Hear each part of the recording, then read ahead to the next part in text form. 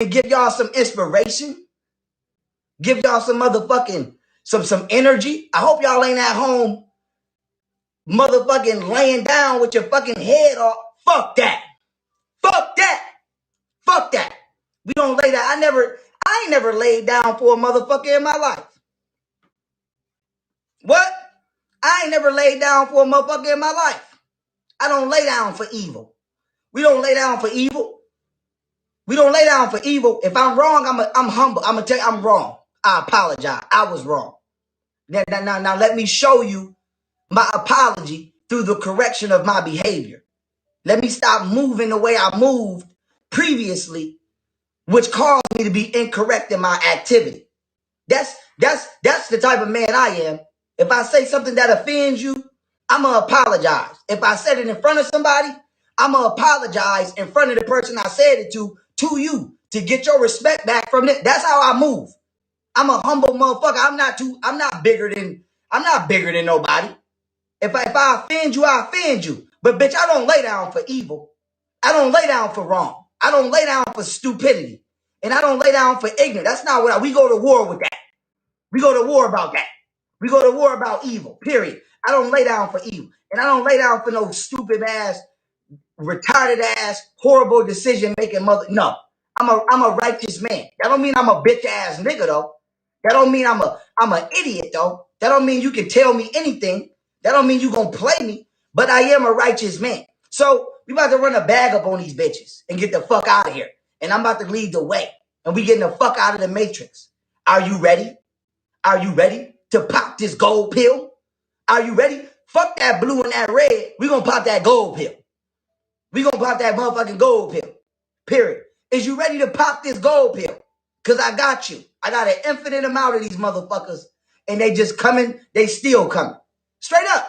Straight up. Straight up. Straight up. Let's get it. Let's get it. Let's get it. Listen, I love y'all.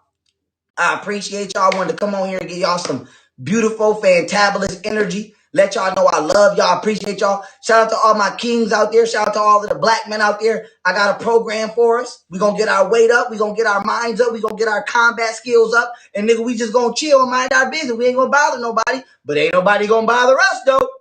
Ain't nobody going to bother us, though. So I got a program. I got all this shit mapped out. I already got this shit mapped out. Got the political system mapped out. Got the way of life mapped out. I got the whole motherfucking infrastructure mapped out. Let's get it. Let's get it. I'm out this bitch. I'm out this motherfucker. We about to lead this motherfucker. And if you want to stay in this bitch then. Stay in this motherfucker. Bitch, I'm gone. I'm gone. But we must build. We must build. We must build. And I'm about to provide the platform to build. Huh? I'm about to provide the platform to build. And we out this motherfucker. We out this matrix. Period. Period. Bitch, I don't know about y'all, but bitch, I'm grown. I'm grown. From the bottom of my heart, bitch, I'm grown. I'm grown. And I know wrong when I see it. And this shit is wrong. This shit society is doing is wrong. And if y'all want to keep going along with this shit, be my motherfucking guest. Bitch, I'm not going along with it. I'm not listening. I don't give a fuck what you say. I'm not listening. These motherfuckers is terrorists and motherfuckers run around here acting like they don't see it. Bitch, I see it. Joe Biden is a fucking terrorist. Pedophile. Son, crackhead pedophile. Straight up. And y'all acting like y'all don't see this shit. Motherfuckers out here stealing elections, raping kids, sacrificing kids. What the fuck is going on? CPS responsible for motherfucking more human trafficking than I can even account. Y'all niggas is wilding. Y'all wilding in this country. And y'all gonna keep acting like y'all don't see this shit? Man, get the fuck out of here. I'm not going along with it. I'm not going along with it. And I don't give a fuck if you white, black, whatever. Wrong is wrong, right is right. Wrong is wrong, right is right. Any niggas got a problem with some of my white friends? Nigga, go fuck off. Some of my white friends, you got a problem with some of my nigga friends? Go fuck off. I'm pro-righteous. I'm not with the bullshit. And I'm being overloaded and overstimulated with bullshit. And the last time I was in a no-nonsense zone or mode, I was a dangerous motherfucker walking around a prison. And I don't want to become that person again. I shed that person. And I would hate to have to become a motherfucker who don't trust nobody and who don't like nobody.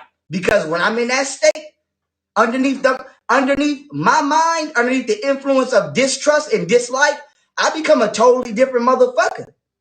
Not saying I'm crazy or no shit like that, because I'm not. But I become a different motherfucker. When my heart turned cold, because I'm such a loving person and I'm such a giving person, and I operate from my heart and I operate out of love. When I don't detect love, and when I detect griminess, and when I detect motherfuckers is out to get me, what? I become a whole nother motherfucker. I turn up. So what we gonna do? We just gonna get the fuck up out of here. We gonna get the fuck up out of here. Cause I don't wanna have to turn up on a motherfucker. Cause I don't wanna have to turn up. Cause when you turn up, they try to say, oh, you crazy, oh, you tripping, oh, you wilding, or bitch, I'm not wilding. I'm not tripping. Bitch, I'm not crazy.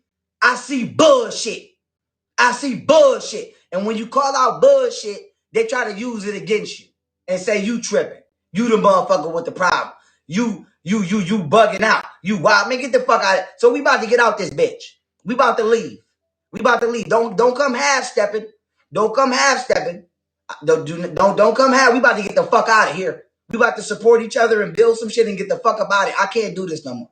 I can't do this no more. So if y'all want to still do this, do it. I'm not doing it. And with that being said, I nation in this motherfucker. I nation in this motherfucker. Don't act like you ain't heard the name before. I nation in this motherfucker. Straight up. We gone. We gone. We about to become the most wealthiest motherfucking nation on the planet. We about to become the most intelligent motherfucking nation on the planet. And we gonna become the most peaceful motherfucking nation on the planet. But don't think we not gonna be the most mightiest motherfucking nation on the planet. Don't get that fucked up. Don't interchange. Don't misunderstand the word peace for pussy. Don't do that. Don't do that. Don't do that. Treat me like a Buddhist monk. Know that I come in peace and I shamdillah hamdillah, but know that I will airbend your ass. Straight up. That's how we moving. Niggas gonna get their weight up. Niggas gonna get their minds right. Niggas gonna get their spirits balanced. And we not with the bullshit. We not with the bullshit. This is the return of the warrior class. This is the return of the warrior class. And I'm leading the way. And I'm leading the pack. And I'm leading the pack. Nigga, you better keep up. You better keep up, nigga. Don't fall behind. I'm leading the pack. Straight up. So if you a female and you one of them women who feel like, oh, don't be yelling at my son during football practice, you gonna have to keep your motherfucking son home from Odd Nation. Because we yell at motherfuckers over here. Straight up. We yell at men over here. Niggas yell at me and I'ma yell at niggas. Straight up. We don't do that. We ain't babying no grown ass man. We not doing that. So all of that feminism shit, all of that colonial Western psychology shit, all of that, oh yeah, you too, yeah, get the fuck out of here, bro. You take little Taekwon, take little Ryan, and get the fuck up out of here. Because we building soldiers over this bitch. We building soldiers over this bitch. Straight up. We ain't with Odd Nation out this motherfucker, man. Odd Nation out this motherfucker. Don't get it twisted. Don't get it twisted. Don't get it twisted. Don't get it twisted. We building gods and goddesses over here. Motherfuckers with elite mentalities, elite physical structures, and elite spiritual structures. Anything other than that is just a toy. And I'm too grown. I don't really play with toys at this age. So it is what it is. But we ain't doing none of that. We ain't doing none of that. Motherfuckers about to have to choose, nigga. Spirit or ego. Choose. Choose. Your soul or your motherfucking ego. Choose. I choose the soul. I don't know what y'all. I choose the soul. I choose the soul. Bitch, I love plants. I love animals. I love people. But I slap the shit out your ass. That's my philosophy. I live by that. I live by that. And it's a viral video going around right now. And I'ma end in the frequency of that video. Y'all see that video where the women going around, they like, and Steve Wilkos like, that's your man. Look at the screen. That's your man. She like, I'ma stick beside him. I'ma stick beside him. That's me talking to me. I'ma stick beside myself. I don't know what the fuck y'all niggas gonna do. Bitch, Young Pharaoh gonna stick beside himself. Huh? I'ma stick beside my motherfucker ask me. So that's how you feel. So that's how you think. I'ma stick beside me. I'ma stick beside me. Straight up, I'ma stick beside me. Listen, we freeing the slaves. I'm freeing the slaves. Give me my motherfucking Give my motherfucking credit, because I'm about to free all the slaves, and we gonna turn this bitch up. We gonna turn this bitch up. Y'all know how we rocking. Nick, choose, choose, choose, choose, choose, motherfucker. Because I made my choice. I made my choice years ago. I've been woke before anybody was woke. I've been doing this shit before anybody was doing. I've been doing this shit when niggas was throwing dirt on me, calling me weird, calling me crazy. I've been doing this shit since I was 15 years old. This ain't for the internet. I got famous on accident. I got fucking notoriety on accident. This is my way of life. I live this shit every day. This ain't for no motherfucking views or no. This shit changed. This shit saved my motherfucking life. Ancestors saved my motherfucking life. So, with that being said, this is not for play for me. I can't fuck with the world. I can't be of the world. The world is on some other shit right now, and I'm not with it. But with that being said, I'ma stick beside him. I'ma stick beside me. I'ma stick beside me. But you better stick beside yourself. If you don't stick beside nobody else, you better stick beside your motherfucking self. And with that being said, I love y'all. I appreciate y'all. We going up. Give me about 60 days, 2 months. Give me about 2.5, maybe 3 months max, maybe sooner than that. And this app gonna roll out. And when this app roll out, it's over. That's it. When the app roll out, nigga, I'ma start pointing fingers and giving niggas the play. And y'all just start running routes and we get this money. And y'all come work for me. I'ma open the business up, come work for me. Open the business up, come work for me. Open the business up, come work for me. Come fuck with YP. Come fuck with me. And I'ma free your ass. I'ma free your ass from slavery. Just come fuck with me. And we out. And don't let me get my disclaimer. Because I'm not saying ain't a motherfucking thing gonna happen to me. Period. But I'm gonna get my disclaimer. I don't eat meat. I'm healthy. I don't be reckless driving or none of that. So we don't want to see me poisoned, y'all. We don't want to see me having no drug overdoses. We don't want to see me in no magical accidents. If anything happened to me, they did it. You know exactly who did it. Bitch, I don't even leave my motherfucking house unless I gotta go to the store. Period. So I don't be out here. I don't be clubbing. I don't do none of that shit. So don't let these motherfuckers lie. And I'm just throwing that out. Yup, I'm not. Let me get that in there too, Ty. Now I'm not suicidal. None of that. Shit. I don't even eat meat. So don't let them motherfuckers lie. Bitch, I read books, and I'm a polymath. I'm a philosopher. That's what the fuck I am. Don't let them say I'm a rapper. I rap, but I'm not a rapper. I fight, but I'm not a fighter. I'm a polymath. I'm a fucking librarian. I'm a lot of things. Somebody said I need security. I got security. Don't worry about it. My bodyguard will eat you alive. Don't try it. Don't do that to yourself. My bodyguard will motherfucking woo. Listen. Don't do that to yourself. Don't get fucked up. My bodyguard on it. And I'm about to hire some more. I'm about to hire a lot more. But with that being said, I love y'all. I appreciate y'all. And I'm about to free the motherfucking slaves. And I'm letting that be known. I'm going to fuck who don't like. I'm going to fuck who watching. The devil himself could be watching. Bitch, we about to get free. We about to get free out this bitch. We about to get free. I'm tired of this shit. I'm tired of motherfuckers trying to tell me to do wrong and act like it's right. And let me say this before I end. I don't have a problem with authority. I respect authority. Because when I'm the authority figure, I want my shit respected. So I respect the authority figure when they the authority figure as long as they're telling me right. But these motherfuckers is tripping. This shit ain't no motherfucking, the goddamn CIA and the FBI is the motherfuckers that we worried about. The police is the motherfuckers that we worried about. So ain't nobody trying to go to war with these motherfuckers, but you're not going to be stealing my kids and trafficking my kids, dog. Human traffic, no. We not going for that. I don't give a fuck what you think you are. Who the fuck you think you are? The kids is off limits, and listen here. For mine, I'm a Kamehameha motherfucker for mine. I don't know what the next nigga gonna do. I'm a Kamehameha a motherfucker about my kids. I don't give a fuck who it is. Nigga, and that's on the gang, nigga. That's on the game. I'm a kamehameha motherfucker about my babies. So we not even gonna play. I don't play with nobody else's kids. I don't play with nobody else's kids. I ain't gonna let nobody play with mine. Kids is off limits last time I checked. Even gangsters know that. Even gangsters know that. Even gangsters know that. Let's keep it a buck. Let's keep it a buck. Even gangsters know that. The kids is off limits. The kids is off limits. Huh? Even niggas in the street know that. So let's stop playing them games. Let's stop playing them games. We out this bitch. We about to build up. We about to work together.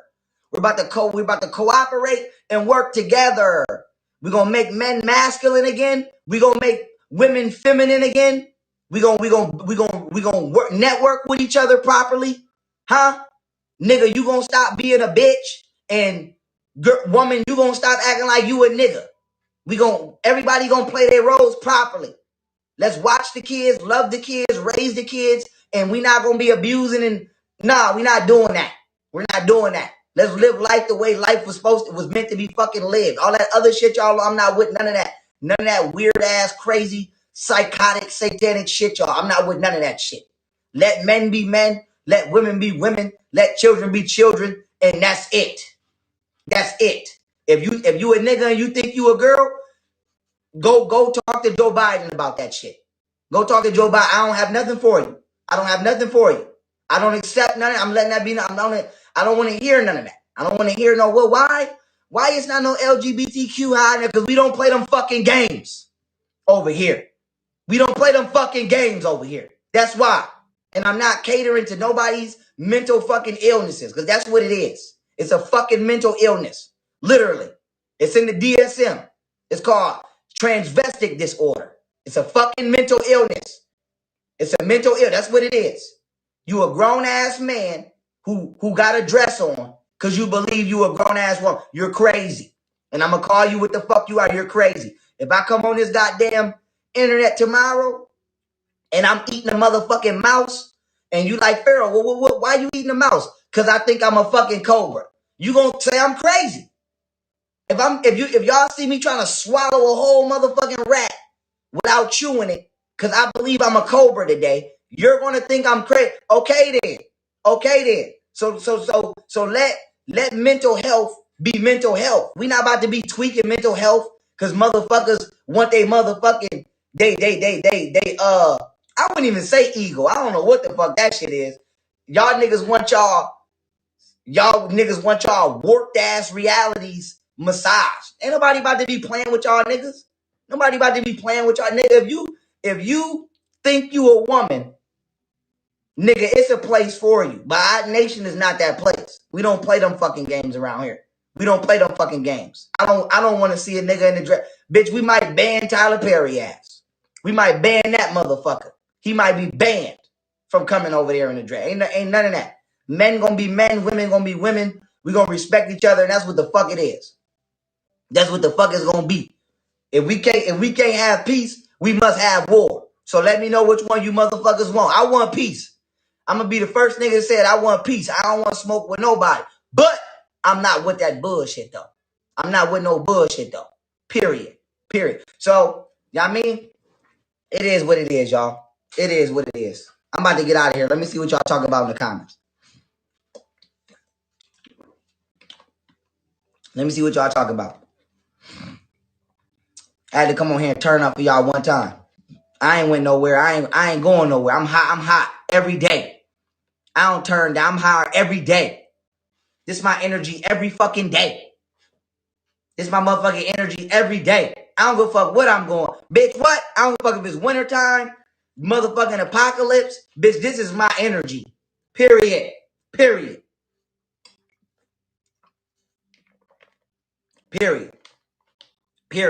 You about to run up a check on their ass. Claudia Andrea, what's up, sweetie? How are you? Y'all know how we rocking? Y'all know how we rocking? We about to get free. Fuck all that trying to get famous. Bitch, I'm trying to get free. I'm not trying to get famous. I'm famous by default because I can't stop the radius that my light shines. So the fame just comes with the the fact that my heart beat every day. I can't help that. But bitch, I'm trying to get free. I don't want to be famous. I'm trying to get motherfucking free. Fuck what y'all talking about. Bitch, I don't want to be famous. And if I'm gonna be famous, guess what I'm gonna be famous for?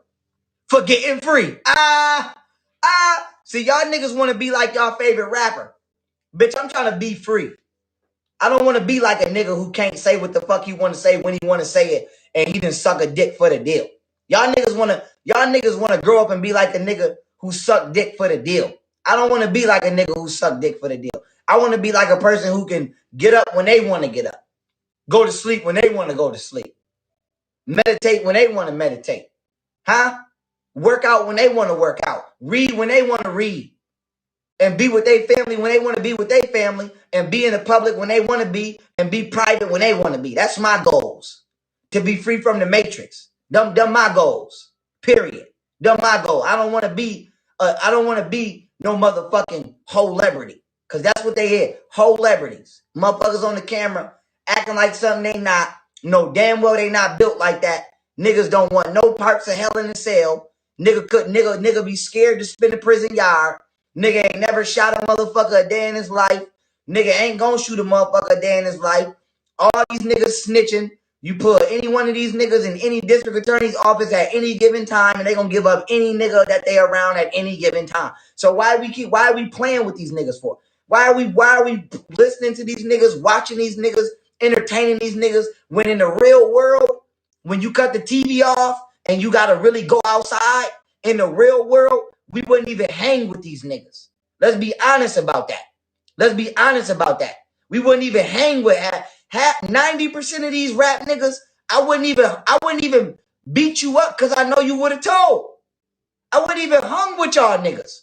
So what are we doing? What are we doing? What are we doing? Cut it out. Cut it out. Cut it out. Y'all niggas wilding. Y'all niggas wilding out this bitch. Y'all wilding out this bitch. It's a lot of clown ass shit going on in the world. I'm going to say that the world is changing. Is it changing you? The world is changing to a weird ass place. Is it changing you? I'm not changing with the world. Fuck the world. I ain't feeling it. I don't like the way it's going. Fuck all that. Fuck all that. Fuck a globalist. Fuck all that. I'm not with all. I'm letting it be known. I'm straight the fuck against it. 100% against it. Period. Bitch, I do not agree. I don't gotta engage with motherfucking society. Bitch, I'll build my own. How about that? I'll build my own motherfucking society. The Mormons did it. Nobody said nothing to them. Mormons over there motherfucking, no disrespect to the Mormons, but y'all know what y'all do. Y'all over there motherfucking got a flat screen on the motherfucking back of a horse. You on the back of a horse with a motherfucking flat screen. On the back of a horse. These motherfuckers living in 2030 times 1828. These motherfuckers living in two whole different time realities. These motherfuckers is living in the year 2030 multiplied by 1706. These motherfuckers is living in chattel slavery and the Terminator at the same time. Them motherfuckers is over there on them goddamn, over there on their land with motherfucking iPhones on a goddamn horse. Them motherfuckers is got a flat screen on the motherfucking chariot. So if they could do it, we could do it. If they could do it, we could do it. Fuck out of here. I don't want to hear shit. I don't want to hear nothing about it. Don't play. Who said something? Cause y'all know I be trying to hold shit in. I make moves behind the scenes. If you don't see me for a minute, nigga, I'm busting the move. I'm going to get it and coming back with it. I'm going to get it. I'm gonna tell y'all what type of nigga I am. I'm gonna hit the lick. Okay? You my man, you down. I'm gonna tell y'all what type of nigga I always been my whole life. And I can articulate myself very well. I'm talking to y'all just shooting the shit. This is not my full level of articulation. This is not my full vernacular capacity. This is not the full octave or full force of my vocabulary. This is just me shooting the shit, right? Let me shoot the shit with y'all and tell y'all what type of nigga I was back in the day. Back in the day, you down, you my man, right? You down, you take a loss. I'm gonna go hit the lick, I'm gonna come back and I'm gonna break that bread with my niggas. Even though you ain't hit that lick, even though you wasn't around, you my man. So I'm gonna break bread with you Cause I'm a loyal nigga. And I don't run on my friends. I don't trade on my friends, but you gotta do right. If you want me to fully engage you, you gotta be a righteous person. So this is me hitting that lick. This is me hitting that lick. This is me coming up from the ground up with no help. And even though I don't owe nobody shit, even though nobody did nothing for me, even though motherfuckers been trying to dim my light and slander me and lie on me and clown me, this is me hitting that lick and coming back to my niggas. Y'all my new niggas. Our nation is my new niggas. And I'm coming back with that bag and I'm about to break that bread. And we gonna trap it out on these bitches and run it up. Cause I ran it up a couple times. So they say. So they say. So they say. That's what they say at least. So they say. But we about to run it up. Cause I know how to move. I know how to move. I wouldn't be this far ahead in my life if I didn't know how to move. Y'all heard the song I just dropped. This ain't happened by chance. This is by experience. This is by experience. I've been that nigga. You only can become who you've always been. Niggas don't just wake up and be bitch ass niggas overnight. You've been a bitch ass nigga since first grade. Huh? You can only become who you've always been. So you see who I'm become, who the fuck you think I've always been. See? That's the power of karma. Your karma gonna push you in the direction where you've always pushed yourself. But the key word is where you have always pushed yourself. What did you do in the situations, whether you had no control over the whole situation, a little bit of shit that you did have control over, how did you behave? How did you act? How did you make a person feel? What did you give? What did you take? What decisions did you? I never been a scummy nigga. Never been a scumbag. Never been a dirtbag. Never been out here just beating women the fuck up. Never been out here abusing motherfuckers. Never been a thief. Never been a liar. Never been a rat. Never been none of that. I ain't never been nothing but a stand-up guy. And I've been punished my whole life for that. But if being a real nigga comes with a punishment, nigga, give me an extra lash. Don't give me 10 lashes. Bitch, give me 12. Give me 12. Cause I got to be the realest of them all. Fuck what you talking about. Fuck what you talking about. Fuck what you talking about. Straight up. So we going up. I love y'all. I appreciate y'all. Y'all know I'm rocking. Our nation, we gonna lead the world in intelligence and creativity. Whoever don't motherfucking agree, bitch, I got 50,000 on myself. You can come meet me in a motherfucking debate league. Yes, I own my own debate league. You can come meet me in my own debate league. Bring your crusty, dusty ass religious piece of text, and I'm gonna send you out that bitch. And I'm gonna send you out that bitch. I'm gonna send you out of there. Straight up. Straight up. Straight up. That's how we rocking. Love y'all. Appreciate y'all. Let's get a bag. Hey, happy birthday to my... Wait a minute, y'all. Everybody wish my God a happy solar return. Today is his solar return. Okay? This my COO right there, y'all. That's the COO. Huh? Of AÉNL Transportation that's pinned. We about to get this money. You a truck driver? You need a job? Holla at me. Holla at me. Holla at me. Holla at me. That's the COO pit. We making moves behind the scenes. Don't get it fucked up. Don't get it fucked up. Don't get it fucked up. We about to get out here. We about to get out here for real, for real. We about to get out here. Don't get it fucked up. Patah, I'm in Rob. What's up with you, baby? What's up with you? We about to get out here. Don't get it fucked up. We about to get out here. Straight up. No motherfucking games. No motherfucking games. No motherfucking games. We about to get out here. We about to get out here. We back. I told y'all we was coming back. This episode is sponsored by Skillshare, and the first 1,000 people to click the link in the description will get a free trial of Skillshare's premium membership. Enjoy the episode.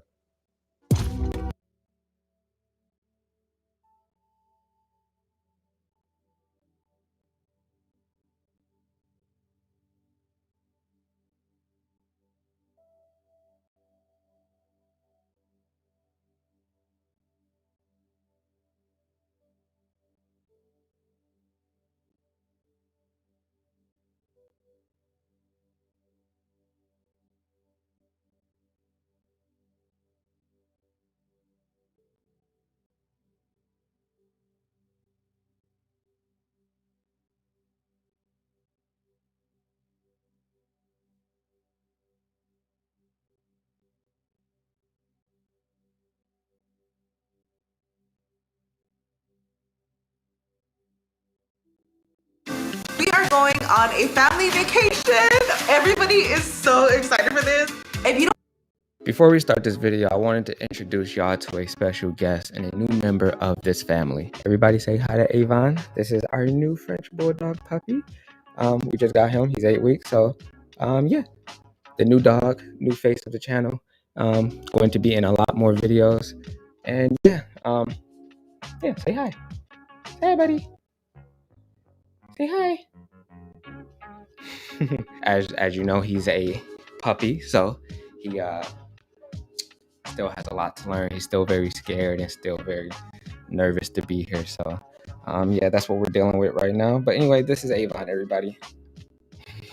Okay, so what is the goddamn deal, YouTube? It is, of course, your boy Valandis back with another video. And in today's video, today's a very special video. I know I say that about every single video, but today's a very special video because we're going to be shooting with some unreleased film from Cinestill. It was, generous and gracious enough to send me this film to test out before they dropped it and came and rolled out with it. So, yeah, thank you to Cinestill for letting me test out this film and try it out. So this film isn't new. It's already available in the 35mm format. Before we go out and shoot with the film, I should probably tell y'all what it is. It is some, Cinestill black and white XX negative film. Hopefully I can shoot this and get it out before they actually, do drop it. But as of right now, today is what is today? 24th. They sent it to me a couple days ago, but I just was in the Dominican Republic, so I wasn't able to do anything with it. But I am back home now, so we're gonna get out here, just get straight to it. Just got back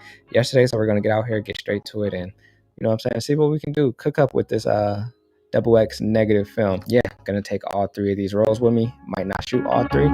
I might shoot all three. I don't know. Enough talking, let's just go out there and do it.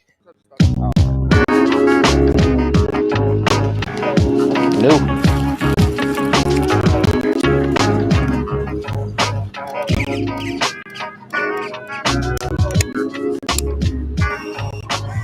I think I'm gonna rate it at like 100 because it's getting a little dark. It's a 250 speed film, so rated at 100 to overexpose it just a little bit. Is that right? If I rate it at 100, that means it's gonna shoot for 100. Yeah, I think so. If I'm wrong, people are gonna let me know in the comments for surely. See, normally I don't walk around with black and white film, let alone walk around. So I feel like my shooting is gonna be a little bit different today. Like I'm gonna have to, for me, I look for colors and stuff like that. So I'm gonna just have to look for compositions, contrast, and things that are interesting to me. So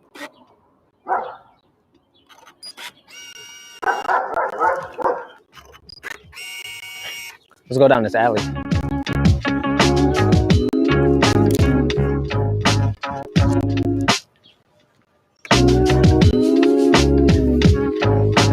So Detroit has a lot of grayish and brown tones that I think look good for black and white. So I'm actually not too pressed. Also, it's not it's not a sunny day, so I'm not too pressed on shooting color.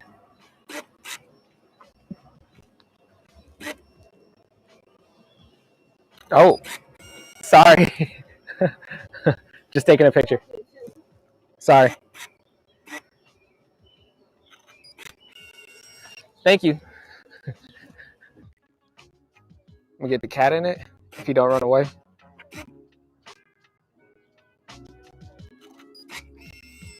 Got you, buddy. Gonna be on YouTube. Bro talking about I'm gonna hear from his lawyer. Look at all this, bro. All of this would be amazing to shoot on color film just because it's so many nice colors. The green, the color of the house, the blue from the sky, it's brown stuff. Just a lot of colors that would look very good right now. Also, the sun's kind of coming in right here, this stop sign, and looks great out here for some color wise. It looks great out here. But hey, black and white. I just don't shoot black and white, but black and white looks great in a lot of cases. I'm gonna start shooting more black and white.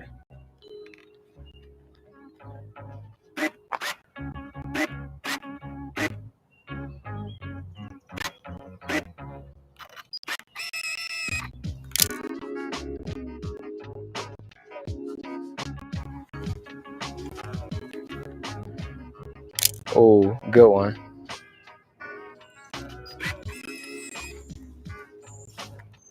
I guess it is 16.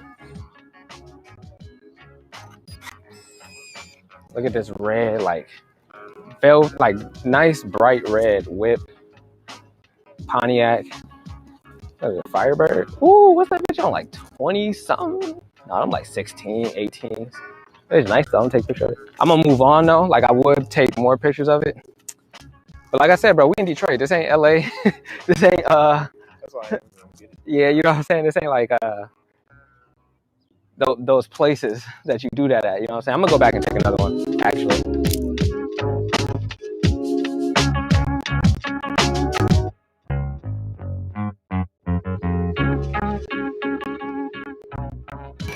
Oh look, no, it's a white man. We safe. It's cool. No, this still ain't one of the places where you just like want somebody's car and their property and just start, you know, taking pictures of it and stuff. But anyway, that was that for a roll of film. The crazy part about this camera is like you just shoot through it you just shoot through shit so fast. But yeah, let me get another roll.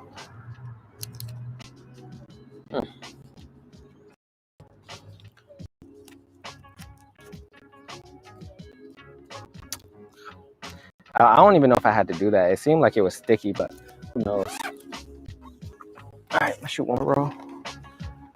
Like, look at all this, bro. I gotta come back over here when it's like on a sunny day with some color film. I know, like, I'm shooting this film and like I'm supposed to be like, you know, kind of doing like a review on it, and I'm just like sitting here talking how much I love color film instead of black and white. So that's like not serving it no purpose. It's like just like, damn, I wish this was a color. But hey, bro, I'm gonna just stop talking before this review becomes pointless. Wanting to shoot color, oh my god. Shout out to all the black and white photographers though, bro. It takes real skill to shoot black and white and to do it like really well. But when you can make something look good with no color, especially something that was colorful, then you know what I'm saying, you're doing something right. Not me, sort of say, because I'm not doing anything right. I don't know.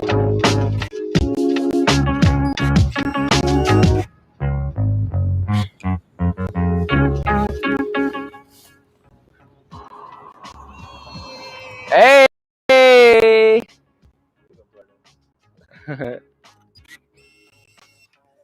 Gotta love it.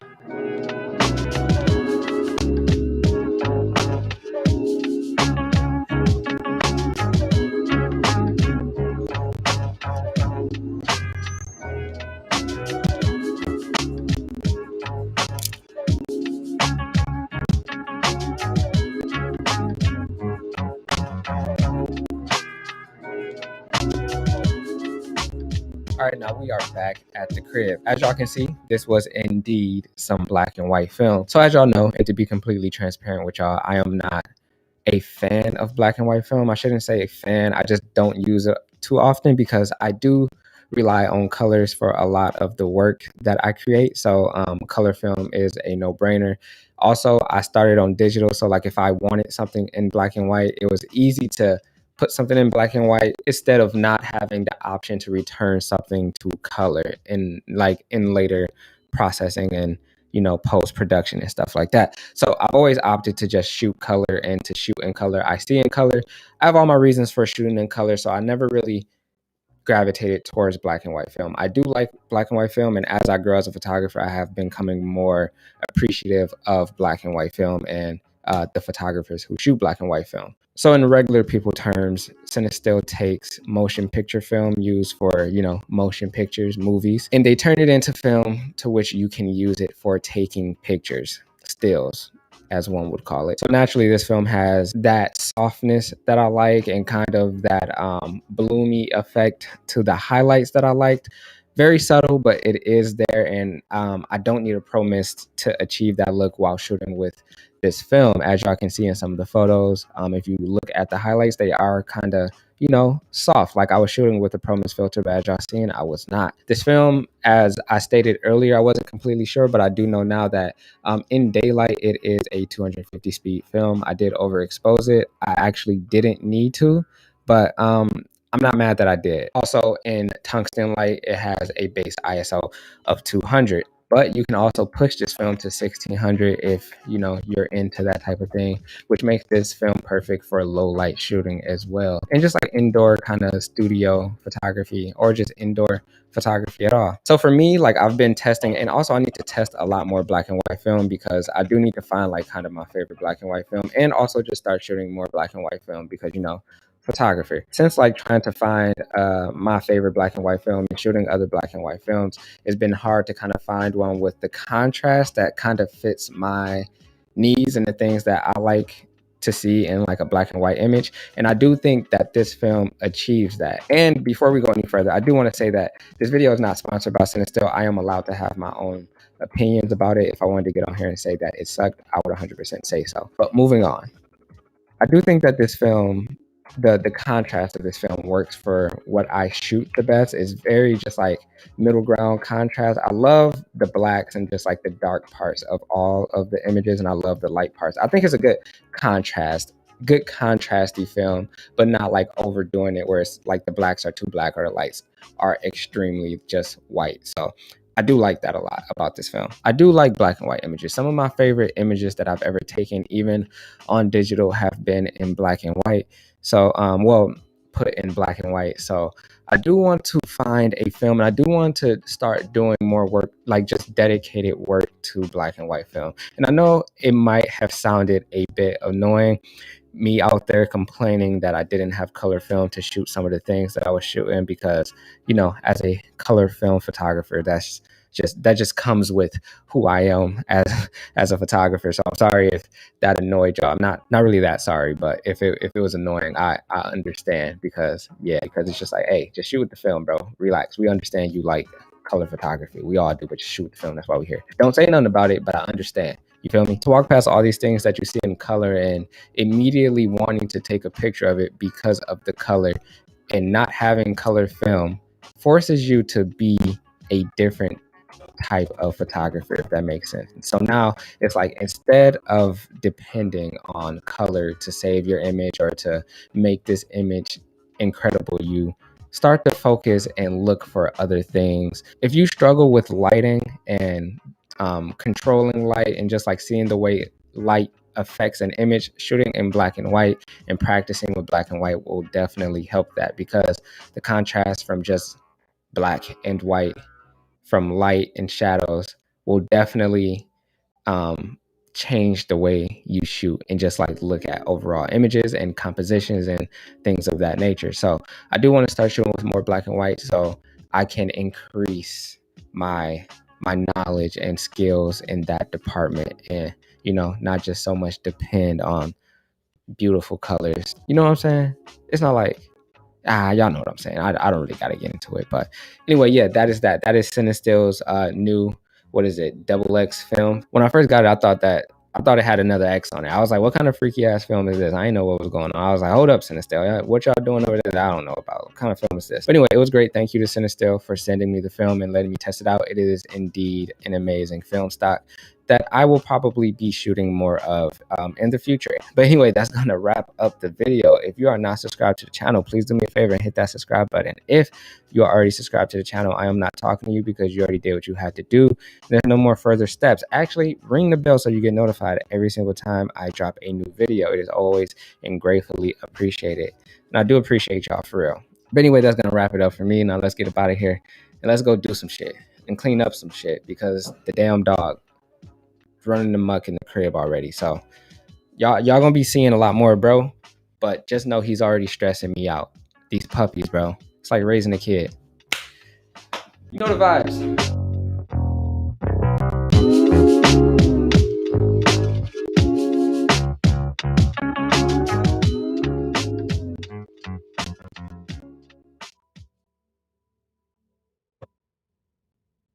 Sponsored by Epidemic Sound. For all your music and sound needs, please visit Epidemic Sound. If you need ocean waves, face slap or punch,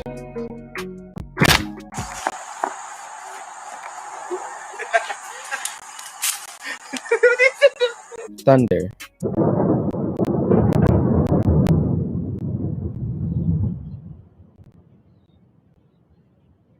keyboard clicking, some 90s rock and roll. For your first month's free, please visit Epidemic Sound. Link in my description. Let's get into the video.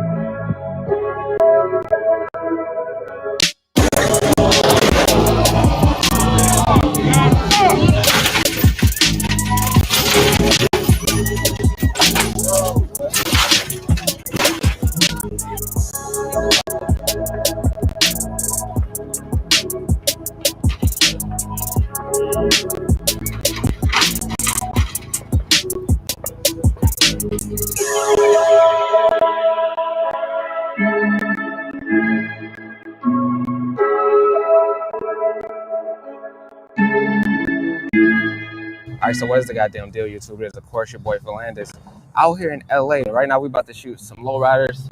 We at this lowrider event. My boy Gilbert told me about it. Gilbert, get over here, bro. Get over here. Get over here, bro. I was just telling him we had a lowrider event. I don't know too much about it. Gilbert shoots lowriders. I'm going to put his information low-key in the description, but Gilbert shoots lowriders, so you could probably tell him a little bit more about what this is. So it's more like of a West Coast thing. I mean, literally, it's all over the world now. Japan has a lot. Japan has it? Australia, bro. Really? Yeah. So a lot of these cars that you'll see people like out of state and they'll buy them and ship them out. Really? Yeah. But that's hard. You don't find them out there, you know what I mean? Yeah. So, that's hard. You see all these dope ass cars, man. Yeah, they wildin'. But yeah, bro, it's dope. So everybody shoot some dope ass cars, some lowriders. Shout out to Gilbert for, putting me hip to this. This is like his world, so I'm about to just be following him.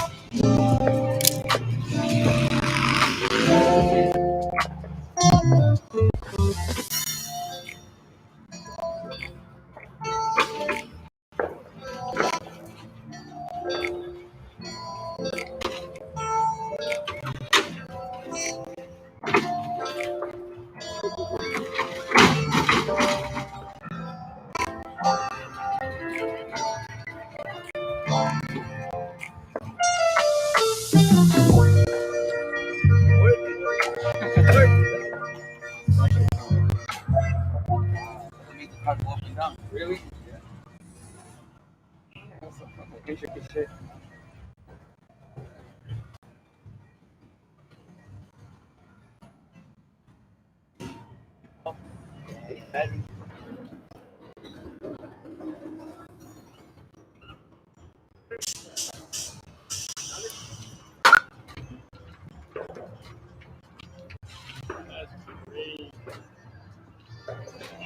Oh my god. That part is fun. Damn. That's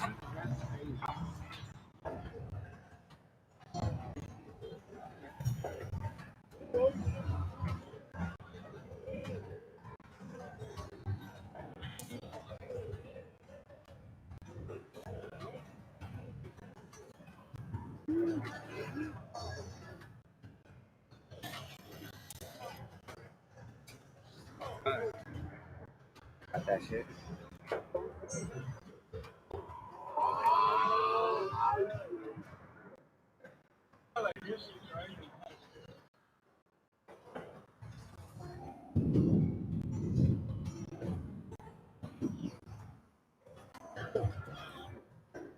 hopefully on picture straight. I've been shooting at like F11 this whole time.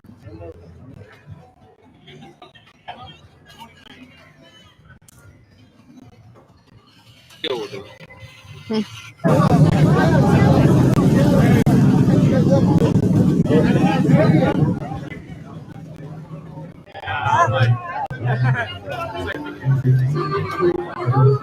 Alright, I'm over it.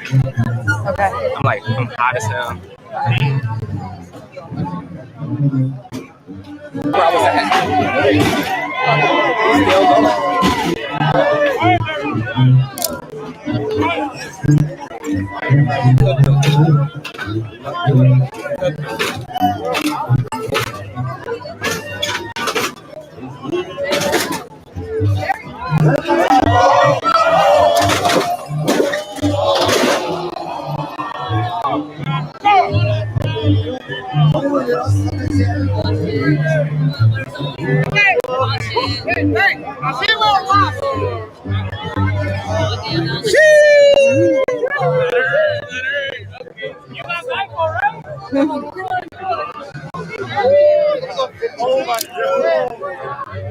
Dog.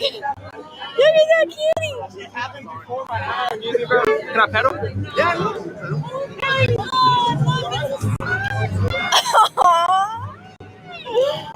All right, so we are back at the crib. As y'all can see, we are back home in the office. So first of all, I just want to thank Gilbert, and I just want to thank everybody else who, welcomed me with such a warm welcome and opened their culture and their thing to somebody that's not from there. And you know what I'm saying? I'm just very happy and grateful that I got the opportunity to go and shoot that. And everybody was so nice, and everybody was so just, I don't know, just very good energy, very positive vibes, very good thing to be a part of. It felt like a family, and I love that. So yes, thank you to everybody who involved me and got me to that point. So to me, these cars are very, very beautiful. As you've seen, all these cars are so beautiful, and the people, they put so much of their time and effort into these cars, and you can see that. You can definitely see that in the details. You can definitely see that in how they care about their cars and the way they, show them off. So I wanted to photograph that in a way that only I guess I know how, which is by, documentation. We were at a car meet, so I wanted it to be very known that we were at a car meet, and not like kind of hide the fact that like I'm at a car meet, there's a bunch of people around, there's a bunch of photographers around, and there's, I definitely wanted my photos to show that there is a car meet, because they do these car meets quite often, and this is important to them, and bringing their cars to these car meets so everybody can see is very important to them. And I feel like that's a very important part of that kind of car culture. So I definitely wanted to document that as is, and not kind of hide or shy away from any of those things.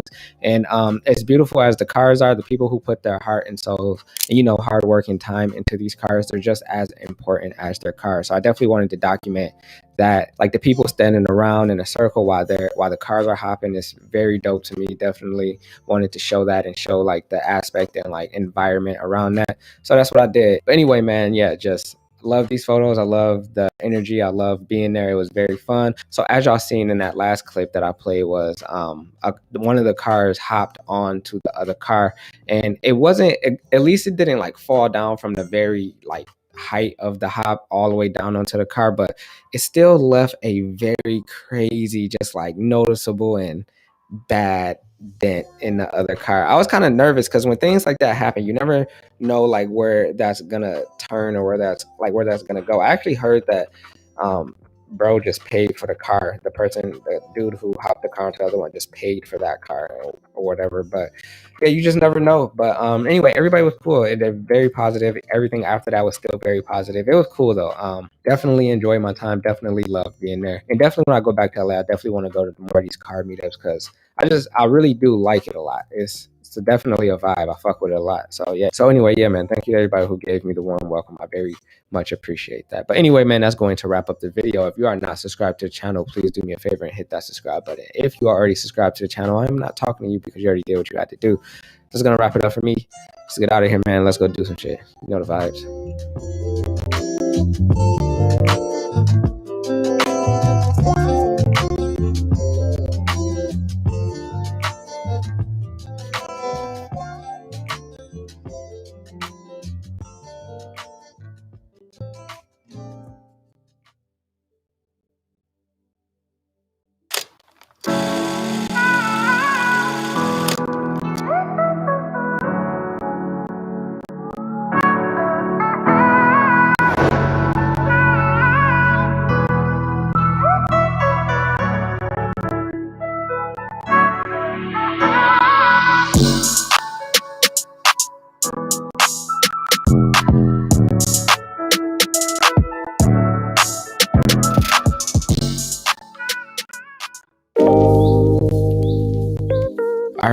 right, so what is the goddamn deal, YouTube? It is, of course, your boy Valandis back with another video, man. And I've been so unbelievably busy, so I always feel a little bit reluctant to do these type of videos, like the what's in my camera bag videos, just because they're heavily focused on gear. And I know, like, on the internet, photographers, videographers, we're always like, gear doesn't matter. But then we make these what's in my camera bag videos, and we have 10 1DX Mark IIs, Mark IIIs, and we got this camera, that camera. And I think it just kind of puts an unrealistic view on like what photography is and the things you need to make great photos. So before I do start this video, I do want to say that a lot of these cameras that I'm going to show you today, and I'm going to do my best to not show y'all anything that I do not use on the daily or that I haven't used in like months, or things that I use once a month. Or, I'm not going to show you the 10 camera battery chargers that I have, or just my memory cards. Like, I'm not going to go into my memory cards. I'm not going to go into like what mic this is, the tripod. Like, some of that stuff just doesn't matter. And to me, it doesn't matter. Gear matters in certain situations and for the things you need to get done, but it's up to the person who is shooting with the said gear to decide if this is worth it. I have a bunch of things that I don't use and I should get rid of. So I'm going to do my best to just show y'all the things that I do use and the things that I think are important for my photography. And, you know what I'm saying? Just the things that I use every day or most of the time. So, all right, so let's start off with the camera bag. As you can see, I don't have one. They're big, they're ugly, they're camera bags. Nowadays, everybody knows what a camera bag looks like. So if you have a camera bag, 9 times out of 10, you probably have cameras. And I'm from a place and go to places where, like, I'm not keen on people knowing I got a bunch of cameras on me or a camera on me in general if I don't want them to know at a certain point. So I don't like camera bags. I don't carry a camera bag. What I do carry is all type of other bags. So throwing your cameras in a bag, like a book bag like this, is which I always like. This shit has like 100 zippers on it and 100 compartments. It goes deep. It's a big backpack. I put my camera in there, my laptop, a bunch of things in there. Might be a little bit unsafe for your cameras to be in a bag like this, not secured and stuff like that, but that's my business and that's up to me, and I'm going to use what I want to use. It's nobody else's business but my own. If something happens to my cameras, that's on me and nobody else. So I use whatever bag I personally want to use for that day. I sometimes use this bag just because it's easy to throw over my shoulder and it doesn't like weigh a lot. Also, it keeps me from bringing a bunch of unnecessary things I don't need to bring. When I use this bag, I'm only allowed to bring certain things. So keeps me like in check on the camera gear that I bring. Like, I don't bring any unnecessary like kind of camera equipment with me when I use that bag. I also have my other Carhartt tote bag. Y'all seen this in the last what's in my camera bag video. So this is a good bag for me as well. Just when I don't feel like wearing a backpack or a sling, I might throw some stuff in there. So camera bag, very simple. I don't use one. I use any other bag that looks good to me, and that's what I use. So all of my digital cameras are Fujifilm cameras. I did switch fully over to Fujifilm a couple months ago, almost a year ago now that I think about it. But I do use all of them for different purposes. I also do want to mention that 2 of these cameras I just obtained within the last month. So I don't really use them like that, and I haven't used them like that because I haven't had them that long. But the 2 cameras that I do want to mention that I use is the Fuji X-T4, which is a great digital camera. It is a crop sensor camera. It is great for photos, great for video. I did have to get used to like the Fujifilm colors and just like using a Fujifilm camera, because coming from Canon, I was definitely not aware of the differences that other cameras have, like as far as colors, as far as operating and ergonomics and stuff like that. So the Fujifilm X-T4 is a great camera because, first of all, it's very small, lightweight, create some very beautiful images, and I can't really say too many nice things about it. One thing I'm not going to tell y'all is how many megapixels this camera has, or it has IBIS and it shoots at 4K. I'm not going to tell you about any of the nerd stuff that you guys might want to know about. I did do other reviews, kind of review-ish type of videos on these cameras, so if you do want to see those, they are on my channel. Also, the internet, this is YouTube, so there's a bunch of other videos on YouTube with specs and stuff like that. I do want to mention that it's not mine, to be completely honest. I've had this camera for quite a bit, but it's definitely not mine. I'm supposed to be sending it back whenever it is asked for, like, so whenever they ask for it back, I have to send it back. But it is the Fujifilm GFX 50R, which is a medium format digital camera. Now this camera is a medium format digital camera, so it does produce some crazy detailed and just nice images overall. It's a Fujifilm camera, so you get those Fujifilm colors that I've grown to love in medium format factor, like form factor. So very good camera. I actually hope they never ask for it back, because I do use this camera for a lot of like my not necessarily commercial shoots, but like professional type of work. I haven't used it that much for anything personal, but I do use it a lot for when I have to do a job for somebody. So for that, it is an amazing camera, and just a lot of detail, a lot of things you can do with it.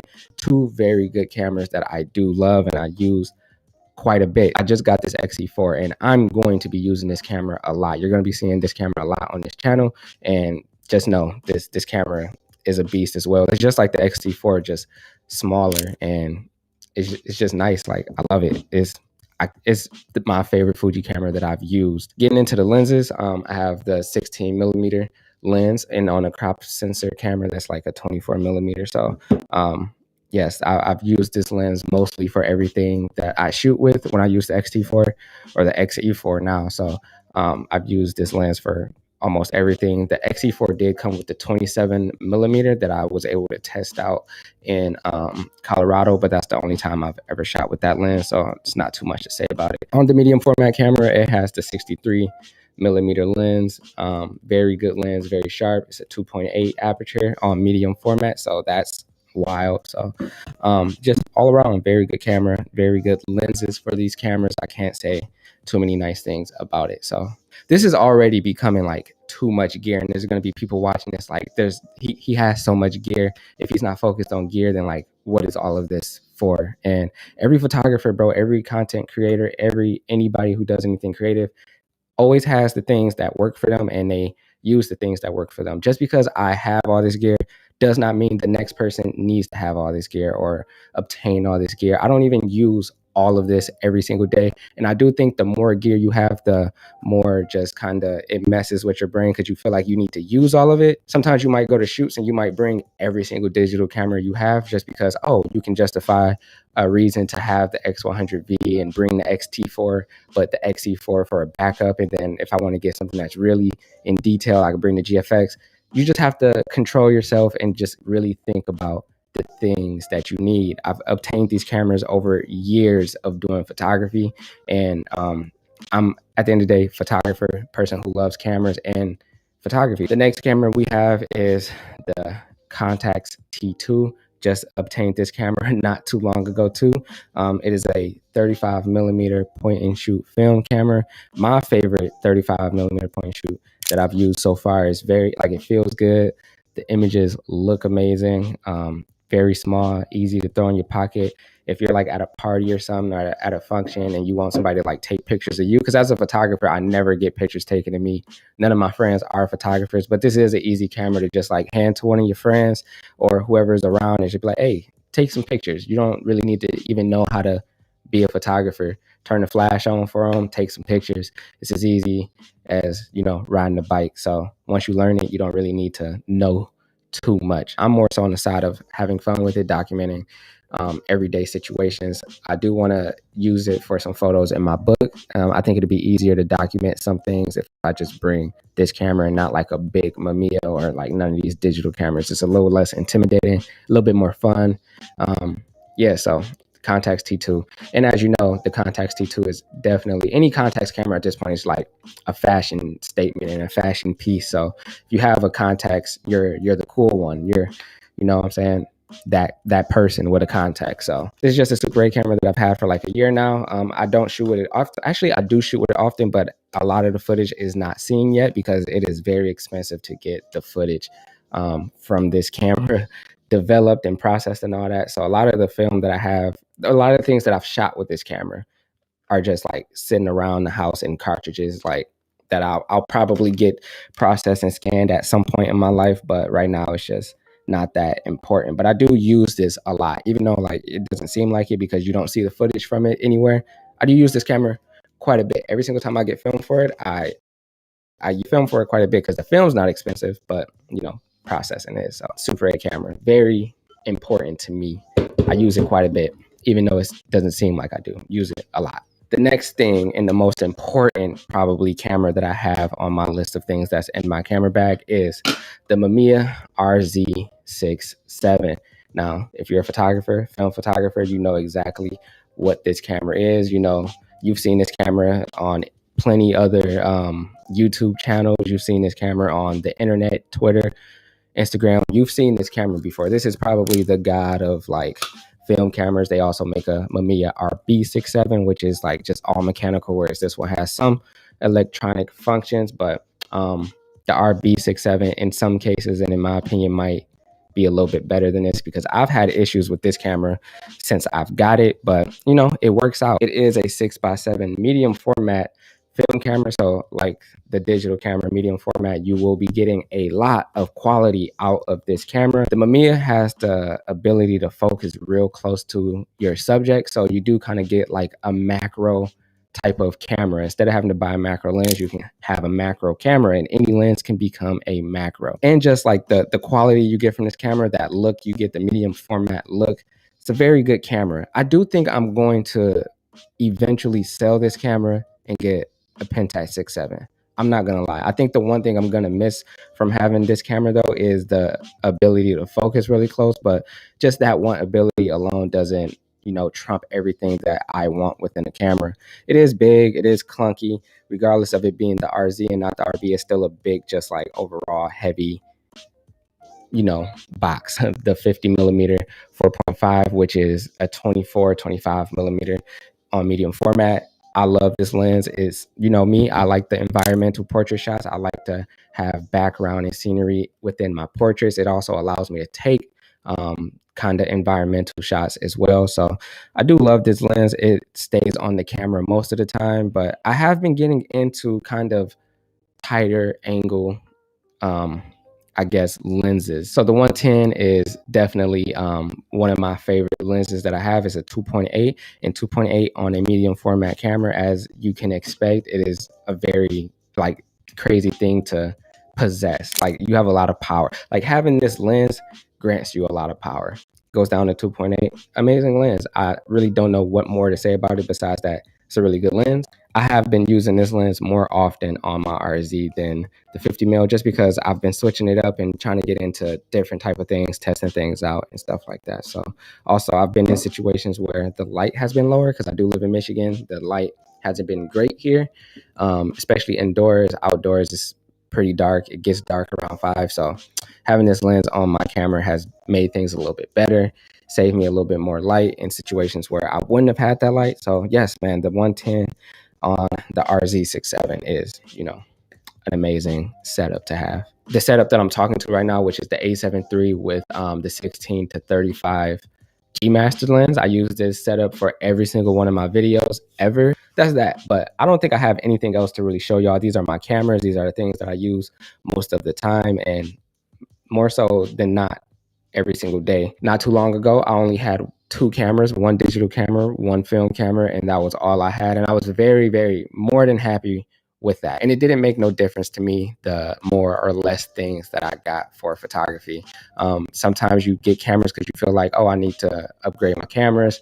Fine. Sure, I understand. Sometimes you get cameras because you just like the way it looks, which is also fine. You've heard on every single YouTube video of people who do these type of videos, they're like, you don't need all these things. This is just what helps me and stuff like that. But if you have a bunch of gear, there's a reason you've obtained a lot of gear. Could be over the years, could just be because you like cameras, and could be because you got a camera to test out and just so happen to have kept it. So sometimes things happen that you don't necessarily mean for them to happen, but having a lot of gear, not that important. Not having a lot of gear, also not that important. So either you have a lot of gear or you don't, and it works for you, or it don't. It's just unrealistic sometimes to make it seem like either you don't or you do need it, if that makes sense. So yeah, that's going to be it for this video. I do hope you guys enjoyed the video. I hope you guys got something out of it. If you are not subscribed to the channel, please do me a favor and hit that subscribe button. If you are subscribed to the channel, I am not talking to you because you already did what you had to do. But other than that, man, we're probably going to get on up out of here. Got some other things to man, March, very busy month for us, man. So yeah, it's a blessing. So yeah, man. We about to go do some shit. Hope y'all is too. Let's go do some shit.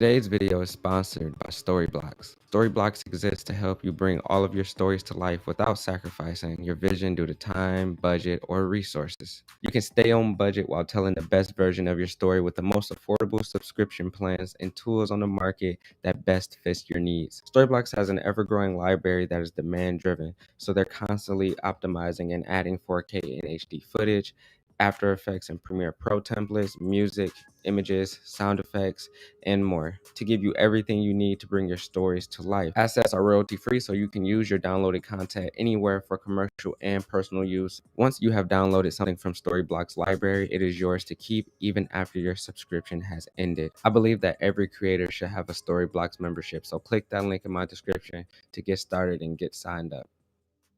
Okay, so what is the goddamn deal, YouTube? It is, of course, your boy Volandis back with another video. So whether I'm sitting in my living room at sunset,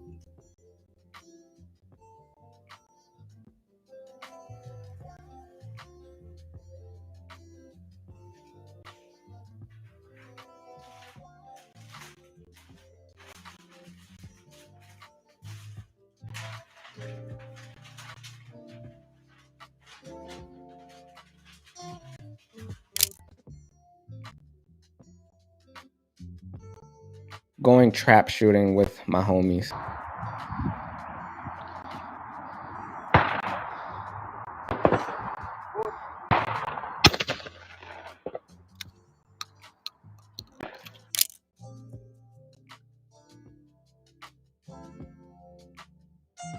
walking around LA.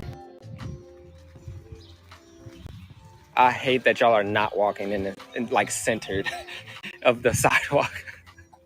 It's all good though, bro. I love y'all. Wow. Hey, put that shit in sport mode, Willem. Put it in sport mode.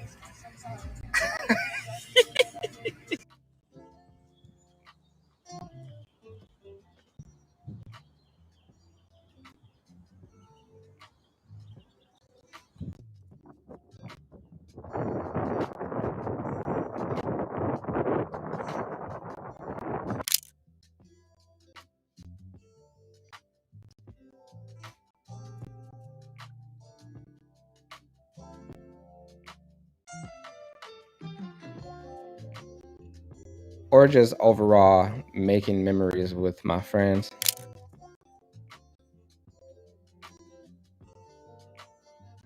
I know that I could always count on one of these cameras to get the job done for me, especially when it just comes to overall having memories and having photos that feel like a memory and puts you back in that place of the time you were having. So everybody who's anybody loves point and shoots, including myself. Everybody, even if you're not a photographer, point and shoots are among, I think, probably the most popular cameras just in photography outside of like using your phone. So yeah, we're just going to go into some reasons why I think point and shoots are very popular and why, including myself, the love of point and shoots burns like the white hot intensity of 1,000 suns. So let's just get into that. So I think for me, and probably for every photographer who has ever had to carry a big, heavy camera, point and shoots are small, lightweight, not heavy, not intrusive, just very small, can put in your pocket and actually always have on you all the time, no matter what you're wearing, no matter where you're going, or no matter what the occasion is. I think point and shoots are just the most compact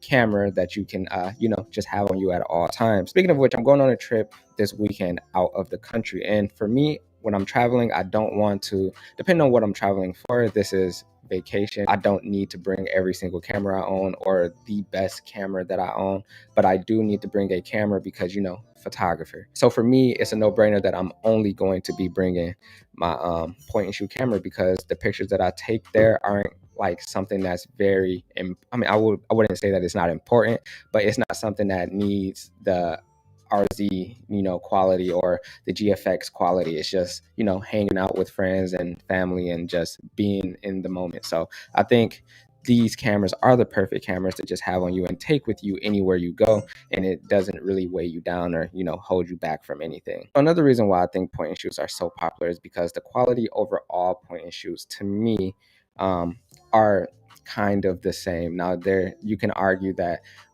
this point and shoot, the Contax T2, is going to be better than a point and shoot that costs $10. My opinion, just because the point and shoot costs more doesn't mean that the point and shoot picture is going to be better than any other point and shoot picture, because I have shot with point and shoots that's very cheap, and I know people who have point and shoots that are very cheap, and the pictures, to me, for the most part, are the same and look the same. And there's some differences, and there's some things that make this point and shoot better than like a all plastic point and shoot. But yeah, I still think that for the most part the quality is the same, varying from point and shoot to point and shoot, but for the most part they're all pretty much the same quality. So this point and shoot, which is the Contax T2, is a little bit higher quality, in terms of the materials that was used to make the body. But when it comes to, and also the lens that's on this, pretty good lens, Carl Zeiss, and it goes down to 2.8 in certain situations. So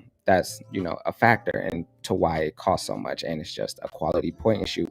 But I do think that point and shoots that cost $50, $20, $5, you could get similar looking images on those point and shoots as well. But I think the point and shoot quality and just like feel of point and shoot photos is a reason to love them, and what you're getting yourself into, regardless of which point and shoot you get. You're going to be getting some point and shoot images.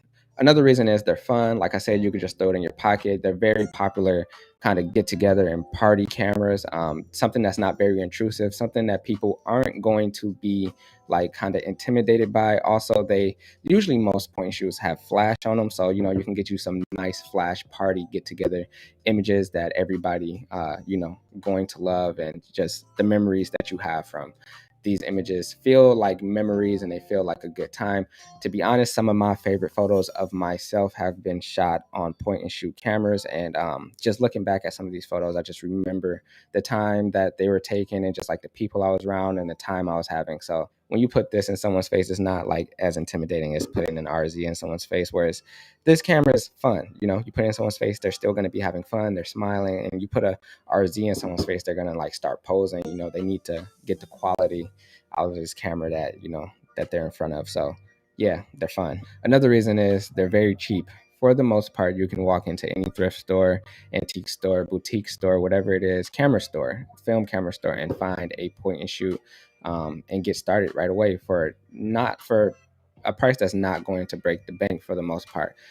There are some point and shoots that get up there in price, and in my opinion, no point and shoot is worth $1,000, $600, or that much money. In my opinion, I think certain outside factors make some point and shoots cost that much, like the Contax T3. If it wasn't for Frank Ocean and Kendall Jenner and whoever else, the kid from Stranger Things, shooting with it, then that camera probably wouldn't cost that much. I still think it would be up there in price, but I don't think it would cost that much, because now it's a fashion piece and fashion statement to have the Contax T3 and the T2 and things like that. So but in my opinion, you don't need the latest, not even latest, because they're point and shoot film cameras, but you don't need the most expensive point and shoot camera to get point and shoot photos that's going to look good. So yeah, another reason that they're so popular, in my opinion, is because it's film, and film is very popular right now. It's been very popular for a long time, and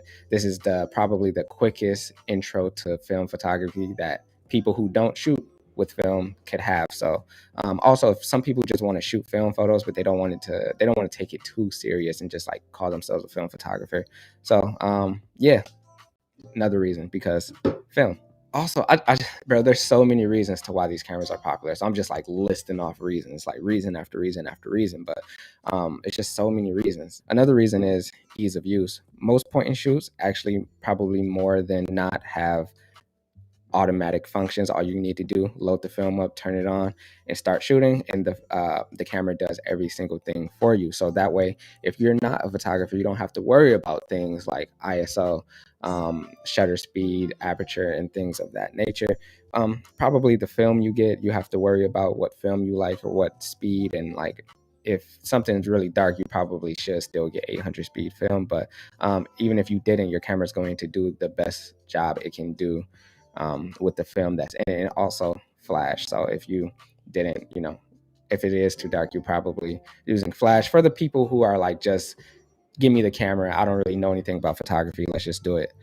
So yeah, just really easy to use. I can hand this camera to anybody I'm around, my mom, my baby nephew, my sister, a mom, and tell them to take a picture of me, and it's probably going to look the same as if I took the picture. So yeah, just very easy to use. Anybody can use them, and yeah, just all around good time. So yeah, man, point and shoot is among some of the most popular cameras at this moment in time, and I think has been like very popular just in general. Also, just like disposable cameras. As a kid, I always loved disposable cameras, and disposable cameras are, you know, point and shoots in just lesser functions. Nonetheless, they are point and shoots, and everybody loved, like, since the day of time, like before I even got into photography, disposable cameras have been fun for me. And I always loved when my mom bought disposable cameras. I would go buy disposable cameras just to take pictures and have these memories and all of these things that just you can look back on and just know that like these photos were taken with disposable cameras and just memory making cameras, which these cameras are. So yeah, I'm among the, you know, mass majority of people who like point and shoot cameras. Like I said, honestly, you don't need the best one. Don't take it from me. You don't need the best and most expensive point and shoot to, you know, get those fire photos. But hey, to each their own. But anyway, man, that's going to wrap it up for me. I hope you guys enjoyed the video. I hope you guys got something out of it. If you are not subscribed to the channel, please do me a favor and hit that subscribe button. If you are subscribed to the channel, I'm not talking to you because you already did what you had to do. So anyway, let's get up out of here, man. Let's go do some shit.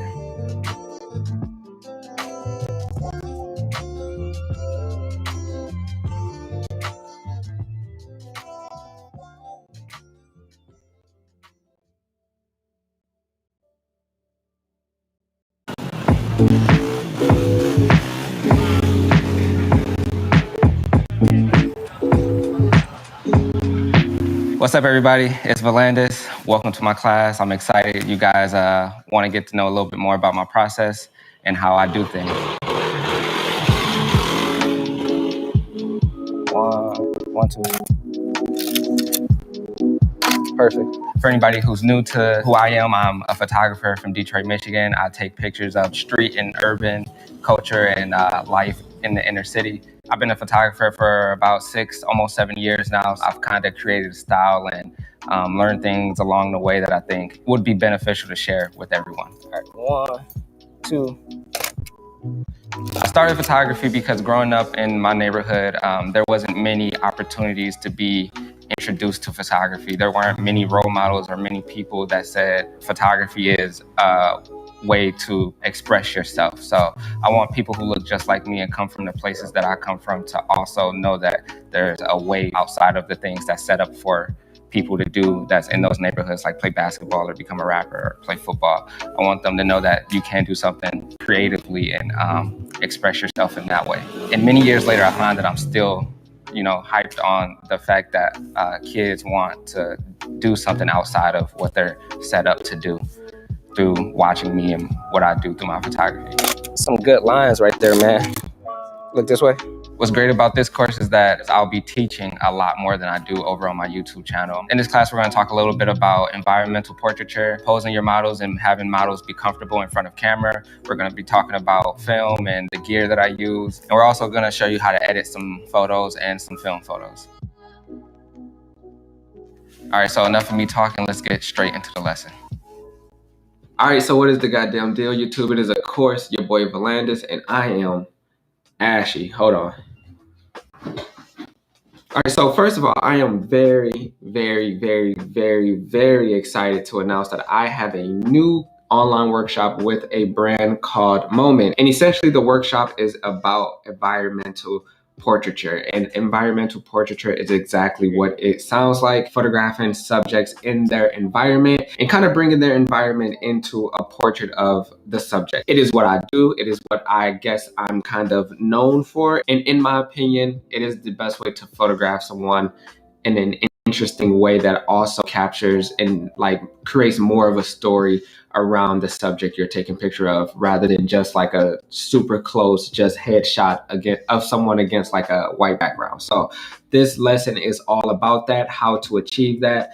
The things that I do, the things that I shoot with, how I go about shooting these things, where I find locations for these things, just everything you need to know about kind of my work. I know I don't do a lot of, I guess, teaching on my YouTube channel. So this will be a very good, just like everything that I kind of know about what I do and what I like to do, everything that I know about photography in a way and how I approach photography. I do have a section from this lesson for you guys to watch right now, just so you guys can kind of get a feel of how the class is going to go and what it's like and what it's basically about. Perfect.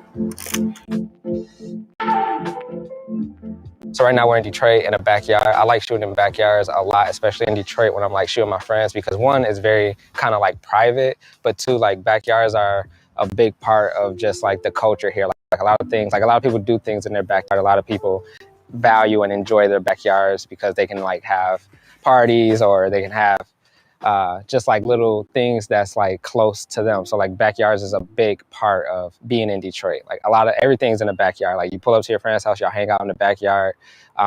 Parties always happen in the backyard. Just a lot of things go on in the backyard. And I love backyards too because they're so unique, especially Detroit backyards are so unique to Detroit. Well, to me at least, because I feel like when I see a backyard, I'm like, that's a Detroit backyard. When you see a backyard in like maybe New York or California, you're like, that's a California backyard.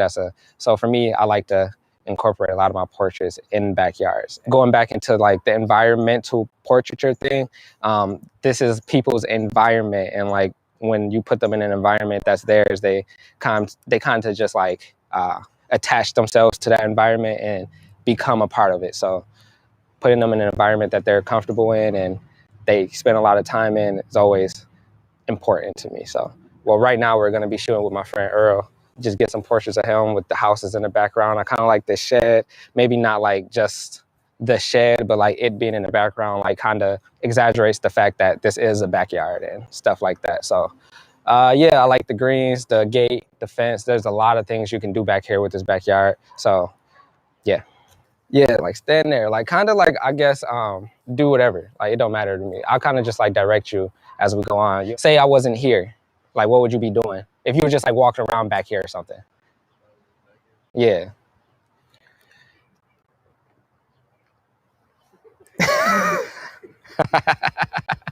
I mean, yeah. Yep. Stand up though, maybe. Like turn to the side a little bit, yeah. Yep. Look up.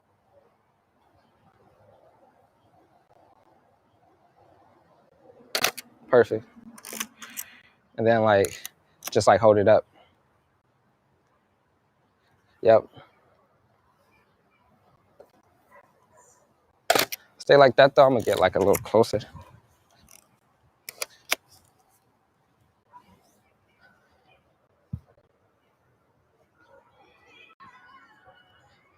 This is sweet, I ain't gonna lie. Colors look crazy. And then maybe just like dead against like the fence. Yep. Then like I said, we always do like some type of shot where it's like shots that's not of the person, but something that they have, like a gun or just like their hands or something like that, to kind of tie into the story of the photos more. So anyway, we're gonna take a picture of the gun.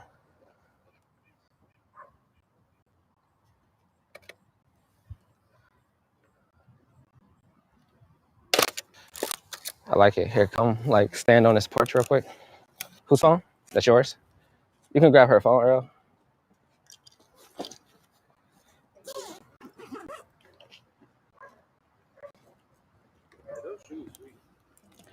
Kind of like be walking down like the yeah.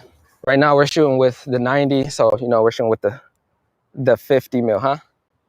That's fine. You can just leave it there. But right now we're shooting with the 90 mil, which is a 50, so it's more of like a tighter type of shot. I think I'm gonna shoot some wide angles too to kind of play into the story a little bit more. kind of like put your arm like on the railing though, like no, like be walking down though, like, or you can just like stand at the top, at the very top.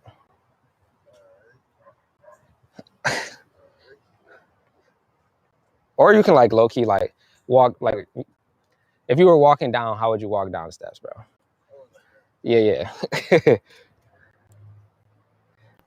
But like hold it, like once you walk, just hold it.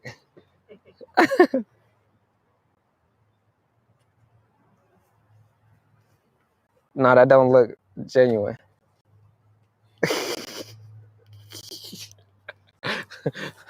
Maybe it's my angle, I don't know. Let me see.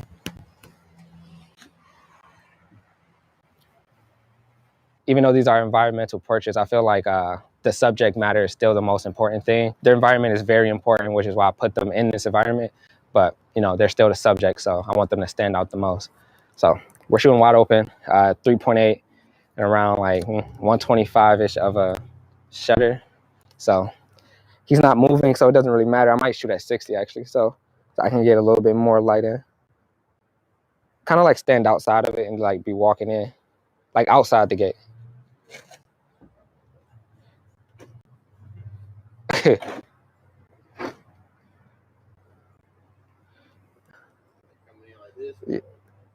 Yep, like that.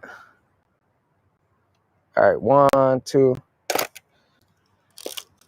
See, that's what I'm saying, bro. Like the more we like go out, like the more we shoot, the like more comfortable the person gets and they start doing their own thing. And I'm like, you know what? That's perfect.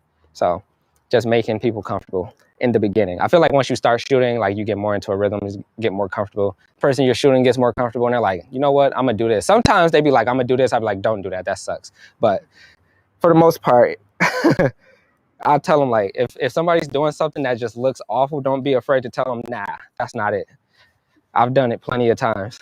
So anyway, I hope you guys enjoyed that section. The entire workshop is 1.5 hours long, and it goes over into deep detail, kind of how to approach your subjects when photographing them in their environment, and how I go about finding shots that's captivating, and how I go about interacting with my subjects to create shots that make you feel something, and just something that's meaningful and feels meaningful. And when people look at the photo, it feels like there's a story there. Even if there's no story there, you can create a story. So yes, this lesson is kind of all about storytelling and also environmental portraiture. So it's like storytelling within environmental portraiture. Also, I want to thank Moment for doing this class with me and choosing me to do a class, and giving me the opportunity to teach you guys and teach people what I know about photography, and kind of how to approach photography in a way that's not necessarily historically how people approach taking photos. So thank you for giving me that opportunity. To everybody at Moment, thank you, Mike and Andrew. They came to Detroit and they filmed the entire thing. I am from the hood. I don't photograph things that are necessarily deemed appropriate for I guess just sometimes social platforms and in the eyes of a lot of people in the world. So I do want to thank Moment again for bypassing that, understanding that I have something to offer, and that I am, you know what I'm saying, doing something outside of just, you know, being a photographer. So thank you, Moment, again for that. And also, people who sign up for the lesson will also have a chance to be, you know what I'm saying, entered in some giveaways. So that is also a very good thing. So yeah, I hope you guys enjoyed this video. I hope you guys enjoy the lesson. It would mean the world to me if you guys went over there and checked it out. Also, I forgot to mention that there's a code also linked in my description that will get you an extra 10 to 15% off the lesson. And the first 10 members to sign up for the lesson gets it for 25% off. So that is also a thing. So you can get the lesson for very cheap if you act very quickly. So yeah, anyway, and you know what I'm saying? Just show some love. You know what I'm saying? I'm always appreciative of all the love and all the true support and all the real supporters. So thank you everyone for watching this video. If you are not subscribed to the channel, please do me a favor and hit the subscribe button. If you are a subscriber, please ring the notification bell so you get notified every single time I drop a new video. It is always and truly and gratefully appreciated. Yeah, so lesson is now up. Let's go do some shit. Learn.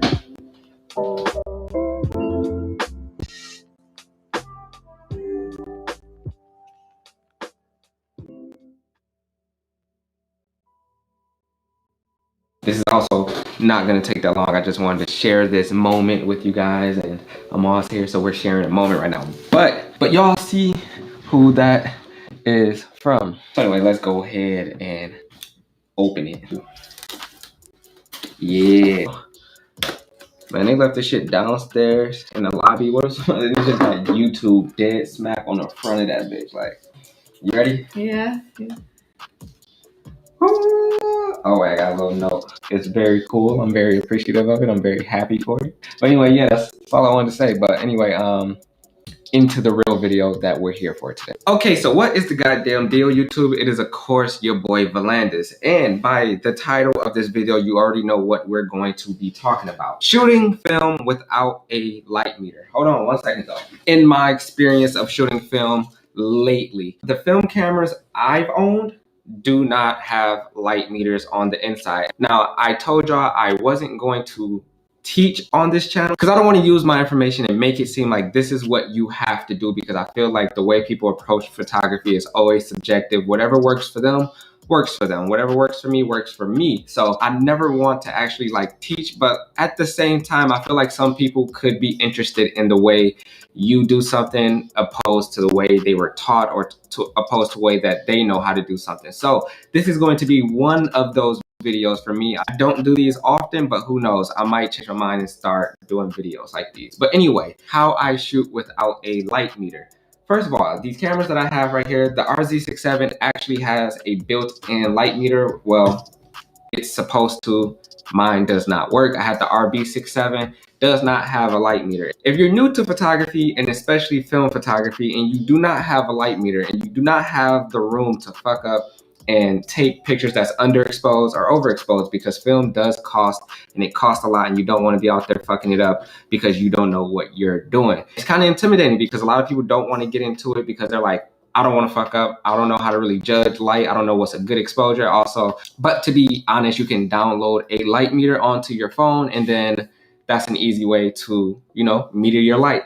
Also, you can buy a light meter. They're very expensive, which is why I never bought one. Also, don't have a light meter app on my phone and never downloaded one, because the type of shooter that I am, I do not have the time to I don't have the time to meter for the light sometimes. Like, a lot of stuff happens, light changes, we're in different places, we're running gun, I gotta take a shot real quick. I don't be really having the time to meter for the light. Maybe I do, but I've gotten so used to not doing it that I just don't, because I'm used to it at this point. But if you're not used to it at this point, I'm going to kind of explain to you what I do, how I go about exposing my film photos. First of all, there is this thing called the Sunny 16. I had no idea about this when I first started shooting film. I actually just learned about this a couple months ago. And to not go into deep detail about it, because I do believe that the Sunny 16 rule is very helpful, but like, I don't find myself actually following that rule very much. And basically, from what I learned and what I read and the videos that I've watched on it, basically what you do is, if you're shooting ISO 400 film, you want to match your shutter speed as close to the film you're shooting. So if I'm shooting Portraiture for 100, I'm going to match my shutter speed, and the closest shutter speed to 400 on my RZ67 is 400. So for the entire day, my shutter speed would be 400, and it'd be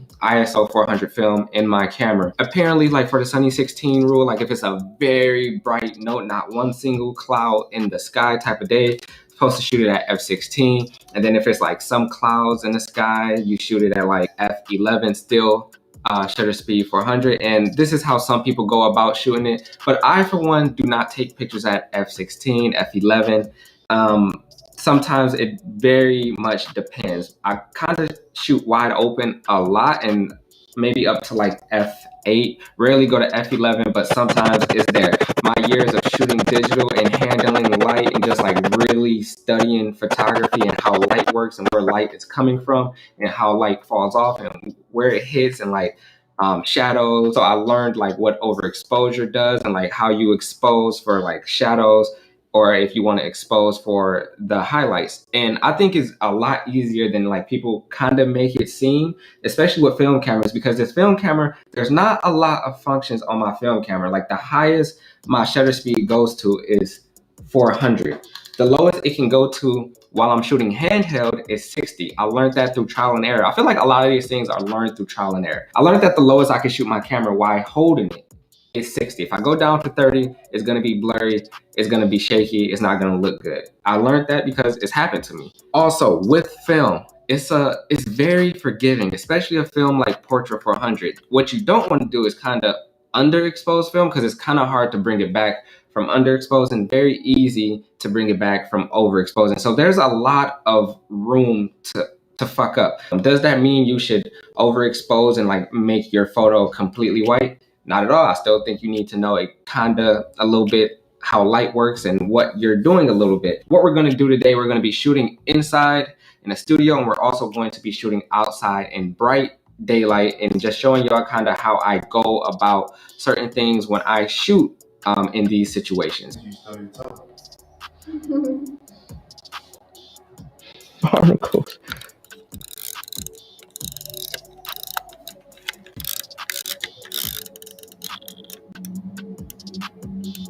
No, the vibes, man. All right, so right now we are at the Detroit Artist Test Lab, about to shoot with Dylan, of course. As always, but yeah, we're about to take some studio style portraits, mainly natural light, you know what I'm saying? Show them natural light. We got these panels right here, kind of just like, I guess, giving off some like, a little bit like, it's pretty much nothing at the same time. But yeah, so I'm gonna show you how I kind of go about shooting these type of things without a light meter. Have you ever seen me use a light meter? No, sir. You don't even know what that is, because you never know what that is. You don't use it. It looks like it's a lot of light because we can control the light with the camera, but like if I was to take this on my film camera, my camera does not, I don't have film that goes up to 3200. So we're using 400 speed film, and we're going to be just shooting based off the knowledge that I've gained through taking photos for like 7 years, I guess. For this, the light's a little dim. So usually the lowest I can go shooting is like shooting handheld is 60, but we're shooting at 400 ISO film, and I don't think 60 is gonna let enough light in. I would have to push this in the development process to get it to the right exposure. So what I'm gonna do is have it on a tripod and shoot at 15th of a second. So you always want to shoot at a low aperture when you're working with less light. That's like a no-brainer, right? But anyway, let's get straight to it. We got this cool little tripod right here. I ain't never like worked with some shit like this. This shit move, you know what I'm saying? Come on now. Are you ready? You gotta stay completely still. All right. 1, 2. So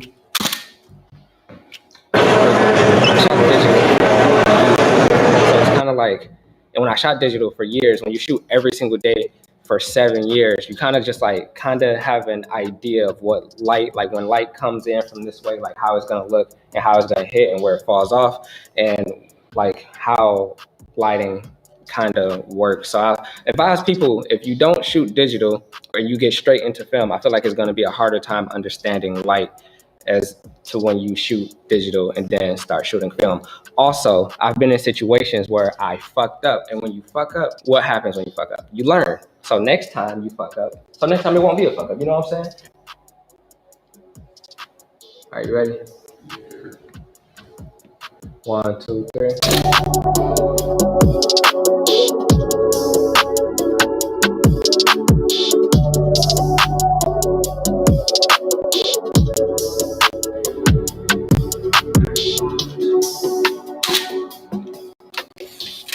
And since we're shooting wide open at 3.5 and letting the most light in as possible, I'm gonna shoot at the best thing about like this film camera in general is that it doesn't go up to like anything past 400. So you're really limited in what you can do in the first place anyway. And I'm gonna overexpose this anyway. So just being in this situation before and other times I've shot in like light like this, I would have shot it at like something like maybe 250, but I think I'm gonna shoot at 125 because I want to overexpose it a little bit. So yeah. Also, it's early. It's early. It's not early, but I just woke up, so like I feel kind of tired. 1, 2. I like it. Nice. You should have it messy a Like little bit it. more in the front. Yeah. No. It hurts. It hurts. All right. What? All right, 1, 2. Perfect. All right, 1, 2. So I've noticed that I didn't do the best job of explaining why, like what I was doing or why I was doing stuff. And pretty much, so when it's very bright outside, I kind of always go out with the same intentions. If I'm going to be shooting wide open, which is 3.5 or 4.5, and if it's a sunny day, the highest my shutter speed can go up to is 400. But from experience, if I shot a photo like that, that would put me around like kind of perfectly exposing the shot. But what I like to do is I kind of like to overexpose my shot. To me, I like the feel of kind of overexposing your shot and how you can work with it once you overexpose your shot. So what I like to do is kind of overexpose my shot. Go, if I'm going to be shooting wide open, I'm going to be shooting 400 film. I'm going to be shooting at least 250 or 125. I do this every single time. If I'm going to be shooting indoors, especially with film, what I want to do is go to the place with the most light. And I'm still shooting at a shutter speed of 60 because that's just like what I learned that's best for indoors. For when I shoot, if it's just a regular type of house type of setting, not a place with like a bunch of light or a lot of light coming through and it's just like very bright in a place. If it's just a place like this, I'm always shooting at a shutter speed of 60th. My aperture is always wide open and I try to shoot 800 film indoors just so I can have more ISO. A lot of people ask me, so what do you do? Do you just guess? And the short answer to that is yes, but the long answer to that, not really that long, but I've spent years and years and years practicing, playing with light, studying how light works, what light does what, how bright this light is, how bright the sun is compared to even on a sunny day, if you're in a shadow up under a tree, how bright that sun's going to be behind you. There's a lot of things that go into being able to shoot without a light meter, but I think the most important thing you have to do is just do it. But there are some videos about the Sunny 16. If you want to know about that a little bit more, it might be a little bit more helpful than me telling you just go out and guess. Hopefully people don't get too mad and, you know what I'm saying, think I'm an idiot and shit like that, because people be so mad at me just for me. I can just breathe and niggas just be mad at me. But it is what it is. I try to just kind of explain to you guys my process and how I do things and how I go about things. Hopefully that doesn't piss anybody off. If it does, bro, I don't know. I'm sorry, I guess. Anyway, I do want to mention that I have some presets in my store right now. I spent a lot of time playing and making these presets because if anybody has shot Fuji, they know that editing Fuji photos is not easy. Not easy at all. It took me a very long time to kind of make these presets and kind of just like get a look that kind of matches my work and the things that I want. So I do have presets in the link to that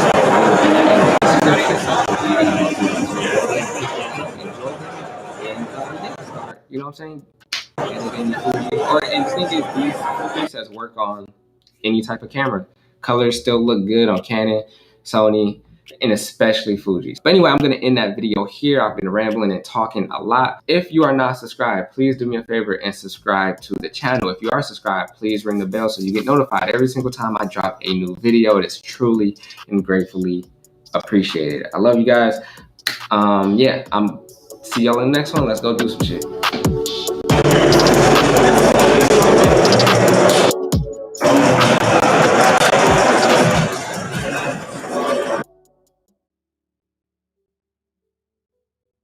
Video is sponsored by Epidemic Sound. For all your music and sound needs, please visit Epidemic Sound. If you need ocean waves,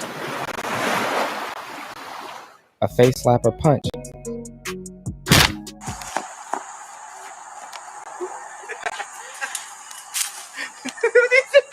thunder,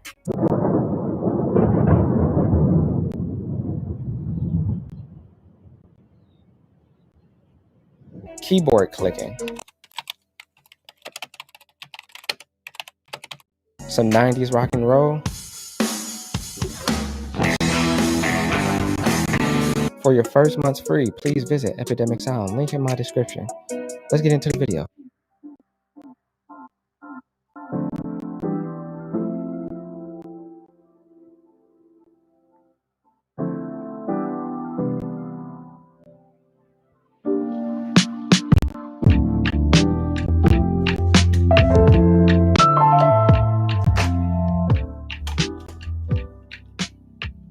First of all, before we get into anything, what is the goddamn deal, YouTube? It is, of course, your boy Volandis back with another video. So first of all, I am super excited for today's video because I have a Yashica and I got it for $20. Now, this might be the best $20 I've ever spent. Now, right off the bat, I actually don't know how much this particular camera goes for outside of the price that I got it for. So when I did get it for $20, I wasn't sure if it was a good camera or not. Regardless, I checked it out when I was at the store and it worked. And I didn't know why it was $20. I was like, there's no way this camera is $20. Like, it has to be something wrong with it. It doesn't work, something, because I bought a similar camera, Kodak Reflex, I do believe that's the name of it. But I bought that camera for $50 and it did not work. But when I seen this in the store, first of all, it's clean.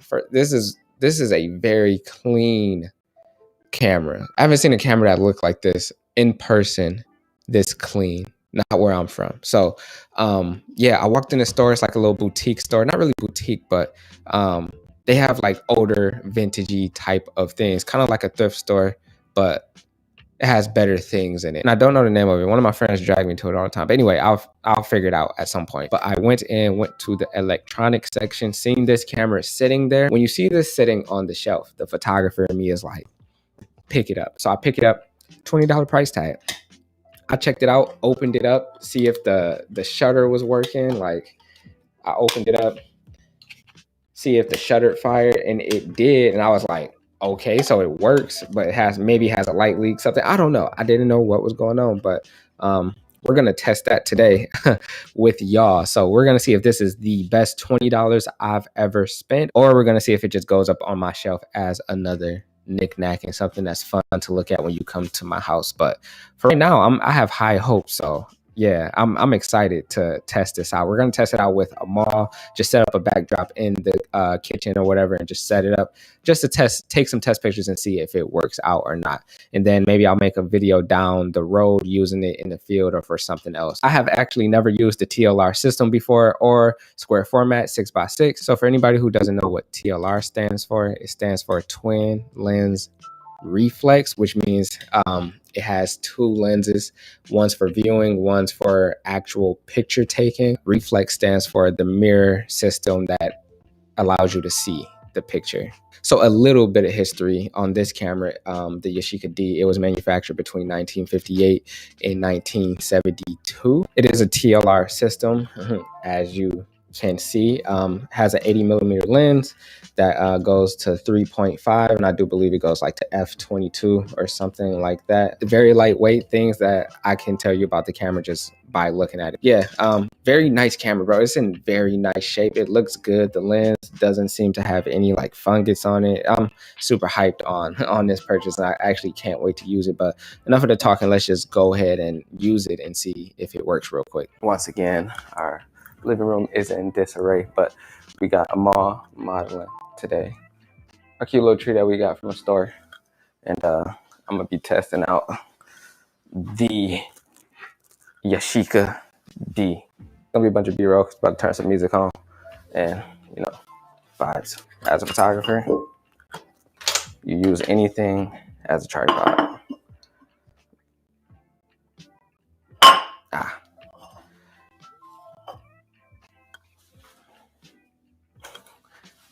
You feel me? I've never used this camera before. Did you load it yourself? I did. I loaded it myself. I looked up a tutorial. The viewfinder, like, not bright at all. Yeah, but maybe because it's dark in here though. All right, so right off the bat, I'm a little not confused, but this is different. All right, you want to? Those are the wrong way. And then you push this button in and you advance to the next picture. Crazy stuff, right? They're really thinking of some crazy stuff back in the day. I'm gonna stand on my couch because it's mine. I paid the money for it. 1, 2, up. That was that. It is kind of underwhelming shutter, huh? The RZ shutter is like you hear it, you feel it. This is a little tiny baby, little.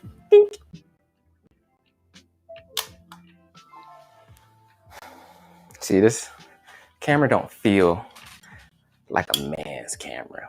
You know what I'm saying? You feel me? Look. Feels very light, doesn't it? Now hold the RZ at the same time. Oh. See, look, you about to drop that. I really hope these pictures look okay. Oh wait.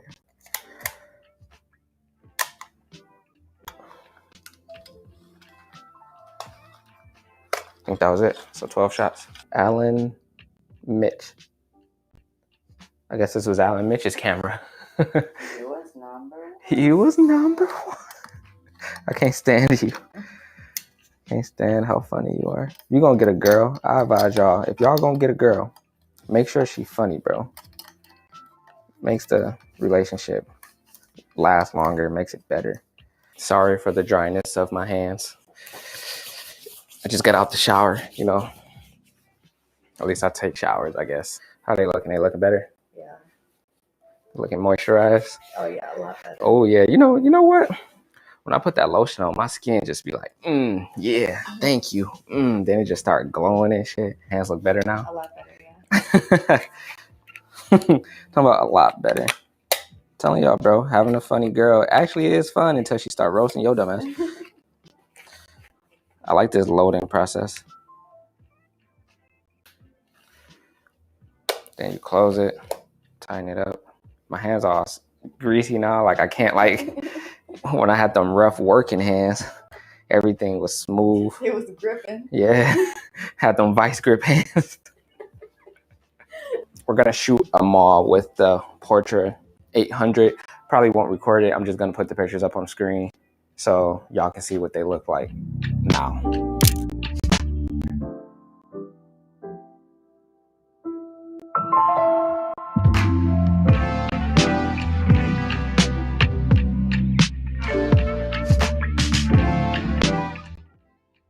Hopefully I do like it. Hopefully I do. Good little cheap find. So if I do like it, it's the best $20 I ever spent. But if I don't like it, still a good $20 to spend because I got to see, right? Whatever. Let's do it. So I wasn't sure if I was going to like square format or not, but I've been wanting a Hasselblad 500cm for the longest time, and that camera is square format, I do believe. And this testing out square format before actually just jumping the gun and buying like that very expensive square format camera and having the chance of not liking it was kind of a factor in me purchasing that camera or not. So I am happy that I was able to get this camera at a very, very good price and test out the square format before I jumped the gun and got that. And I will say that I do like square format. I'm not really sure how I feel about it completely yet. I do know that a lot of other people do shoot square format and they make it look very good, but I haven't shot with it enough to like kind of really draw a conclusion and see if I like it or dislike it. For the time being, I don't hate it and I don't love it. I'm kind of in between. I'm more leaning towards liking it though than hating it. It doesn't really affect me. It doesn't really matter to me. I think when you shoot with different formats, you have to adjust to your settings and the area you're in. So I guess it just depends on what you're shooting and how you adjust to it. Some people just don't like it because they don't like square photos, and that's understandable. I wasn't always a fan of square photos, but I do like square photos. I've seen very good square photos, so I don't necessarily hate the idea of a square photo. So what's also great about this camera is how it's so small and like it's very lightweight, and it's still a medium format camera. That's what I love. Like you still get medium format quality out of this camera, even though it's small. The leaf shutter, like I was saying in there, like when I was taking pictures, like the shutter is so like underwhelming. It kind of feels like shooting. I shot with a Mamiya 7 once, and like that's what it feels like. Like the leaf shutter is just so quiet and just not aggressive like the RZ67 is, and it's just like kind of feels dainty and small and just like, I don't know, like a baby kind of. Like I'll rock it to sleep, put it to bed, give it some milk and put it to bed and shit like that.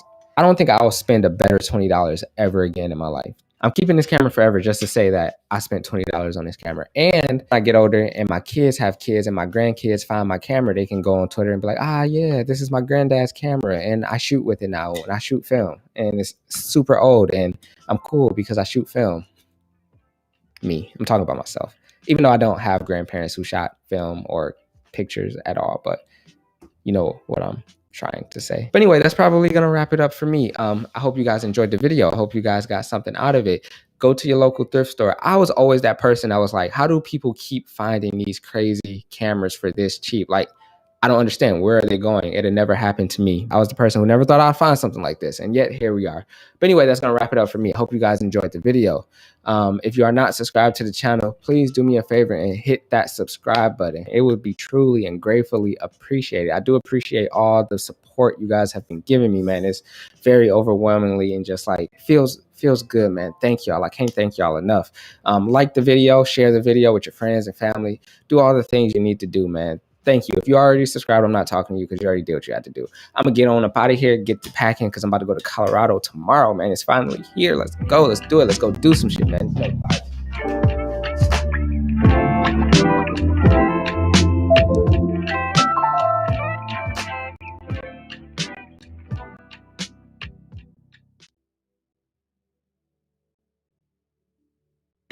I'm actually an idiot.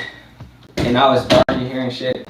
Whew, what is the goddamn deal, YouTube? It is of course your boy Volandis. How's everybody doing today? It is a beautiful day out here in Detroit today. I am feeling very, very good about today. So I am going to be shooting with some expired film. So now, is expired film overrated? I don't know. I personally have never shot with a roll of expired film in my life, so I can't tell you if I think I've seen pictures that other people have taken in with expired film, and I enjoy some of those photos. But at the same time, there are photos that's like, oh, this was shot with expired film. So first of all, it was shot with film, so it must be good. This is expired film and expired in 1982, so it also must be very good, right? So this is good because of the history behind it. Like, is it good or is it not good? I think we overdo things sometimes, but that's for another conversation. I've had this conversation plenty of times on this channel. I don't know why this bothers me. Maybe it shouldn't, but like, I feel like with film photography and the film photography community, not everybody, clearly, not everyone. I am said film photographer, I guess. I like to just call myself a photographer because, you know, people in the film community, they will let you know that they are superior to you because they know more about film than you do. And the moment they get a chance to let you know, they will let you know. I've also never commented a negative comment on a YouTube video in my life, and I don't think I ever will in my life. But if I was to do that, I would go through the comments and see if 60 other people have already said what I was about to say and then not commented. That's just me.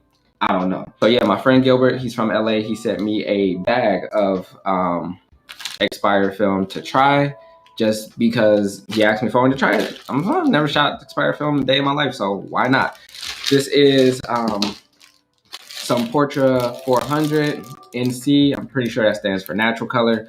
This is some 160 VC, and then this is some Portra 800 that expired in 2004, and these both expired in 2003. So yeah, I think this means natural color. I think that means vari-color. I've seen it. I've done a little tiny bit of research on my own, but not too much. So to offset that, I will call one of my film nerd friends who know a lot more than I do about expired film. So 1 second, let me call him. Let's do it.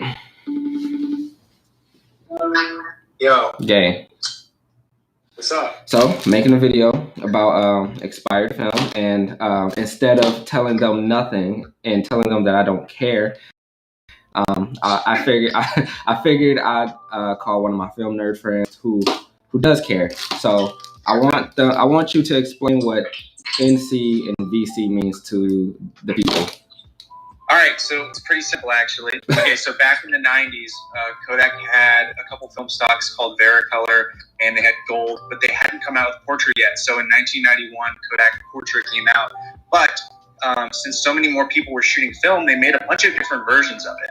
So they made vivid color and natural color. And So that's what this is? Yeah, vivid color and natural color. So they've got slightly different, color qualities to them that set them apart. And, people just wanted to have, more options. But now people aren't shooting as much film, so they decided to simplify the emulsion and make it all around portrait, which is what you shoot today. And it's really good, but you don't get to have the two different options, so. What do you like better? I feel like I'm going to like this natural color better. Dude, I actually had a box of the 160. I fucking hate 160. But honestly, man, you'll probably like them both a lot. I think that vivid and natural color are two of my favorite portraits. But yeah, I can't wait to see what you do with it. You said, yeah, bro. I have no idea. I actually have no idea what to do with it. So I guess we'll see. Might shoot some landscapes. Might shoot some portraits. I don't know, bro. A little bit of both. I also got this 800 too. Oh, fire, yeah. I feel like I'm gonna fuck with that heavy. Dope, dude. Well, good luck. Yeah, bro. Anyway, that was Linus, everybody. Thank him. Yeah. Deuces. Do you want me to hang up? Bye, bro.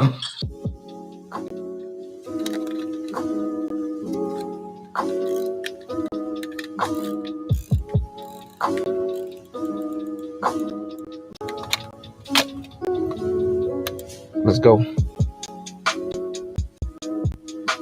So they say you need to overexpose a stop for every 10 years, or I guess decade the film has been expired. I was gonna overexpose it anyway, so I guess I'll just be really overexposing it. So let's see.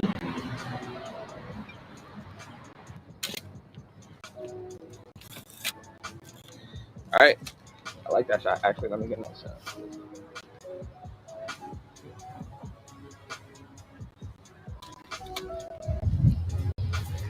Let's go to the next shot.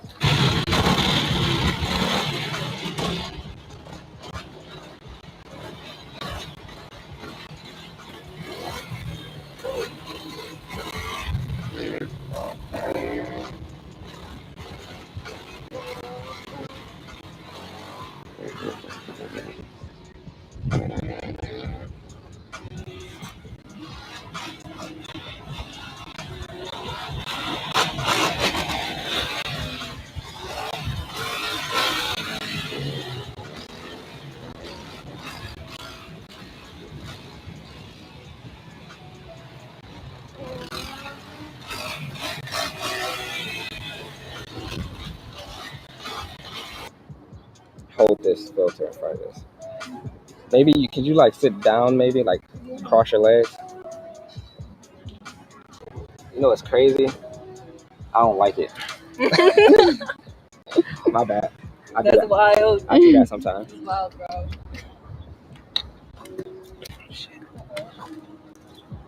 You didn't catch that on No, camera? I did catch it on camera. You need a new one.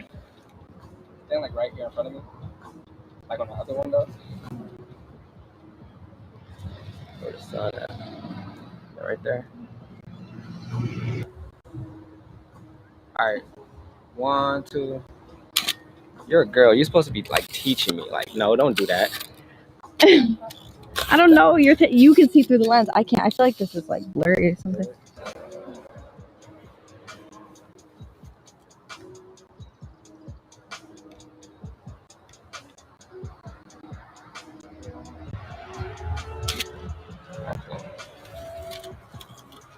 Oh, it's working again. Kind of try to cover that eye with it. Yeah, that's perfect. All right. 1, 2. Perfect. We got artsy on him. You got me getting artsy? Yeah, I got that part. I'm a real film photographer now. Yeah. There we go.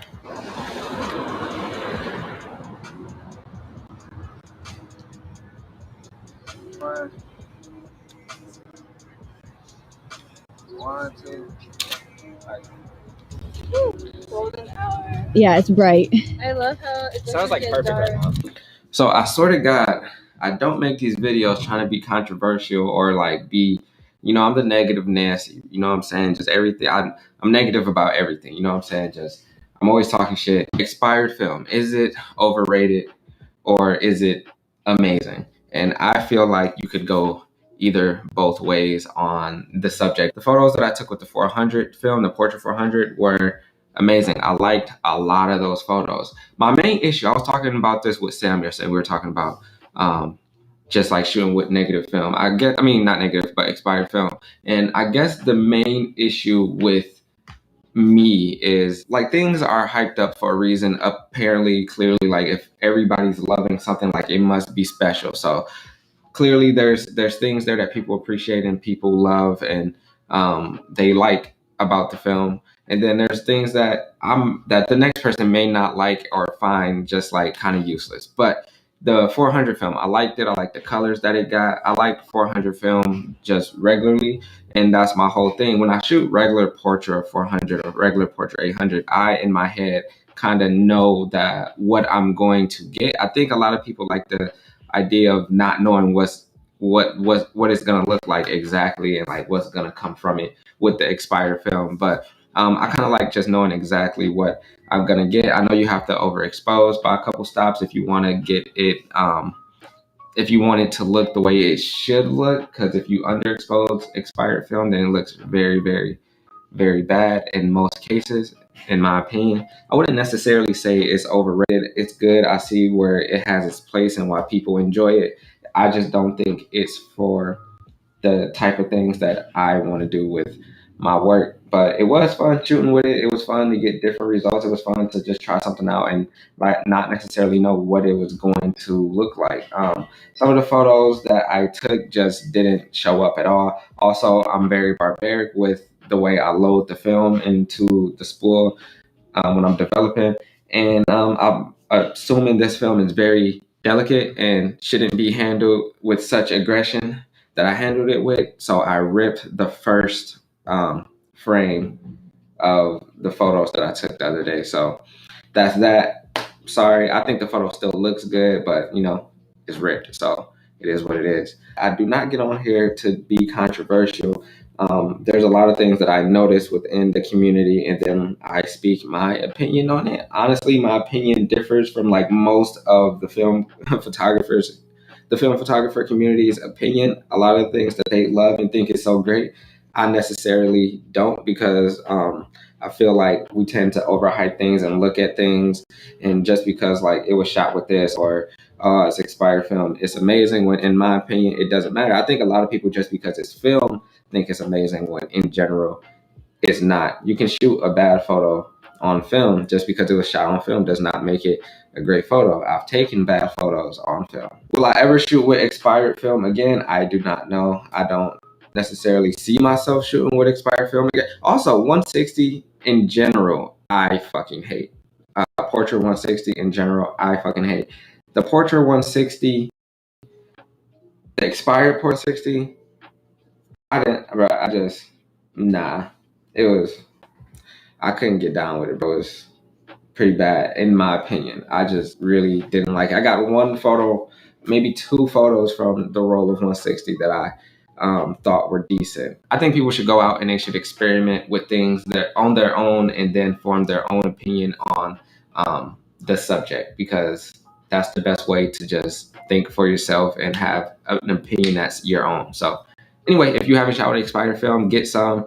It's fairly cheap, and then go out, shoot with it. See what it's heading for. Anyway, with all that being said, we got some things to do today, so we're gonna go do those things today. You know what that means. Let's go do some shit.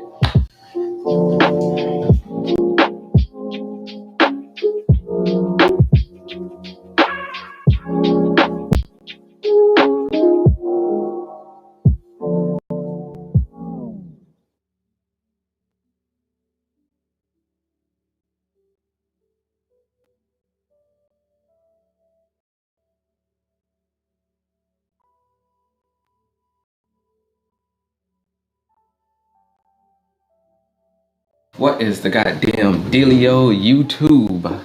How are y'all doing today? It is, of course, your boy Volandis. You know the vibes, man. Today we're gonna be going over this 35mm SpongeBob camera. Now, for one, I kind of don't want to open this because, like, just look at the packaging. It's an amazing package. It just looks.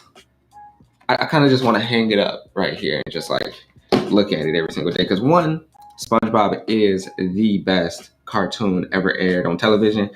You know, grew up on SpongeBob, watched it every single day. If it came on today, I would still watch it. Actually, the episodes that come on today are kind of weird and like, I don't know what they do with that show no more. But when I was growing up, SpongeBob, one of the best shows to ever be aired on television. So it was a no-brainer that I had to pick this up. Now the packaging, it feels real, like very nostalgic packaging. Like if I got this back when I was a kid, I would have been really, really happy about it. Let's just read some of the few attributes that this camera comes with.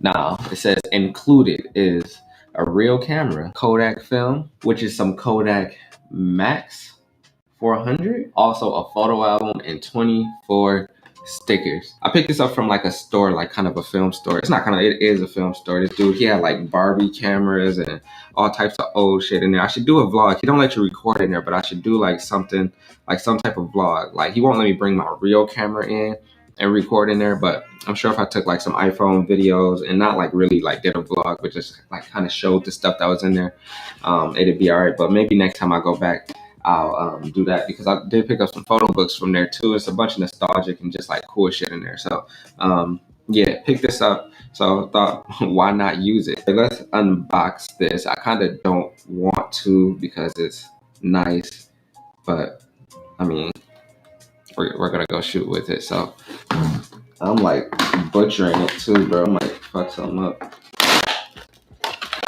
Shit. So here's the camera. Definitely plastic and cheap as I suspected, but you know, every single time you take a picture, you know, SpongeBob disappears. That's cute. You know, nice little photo album.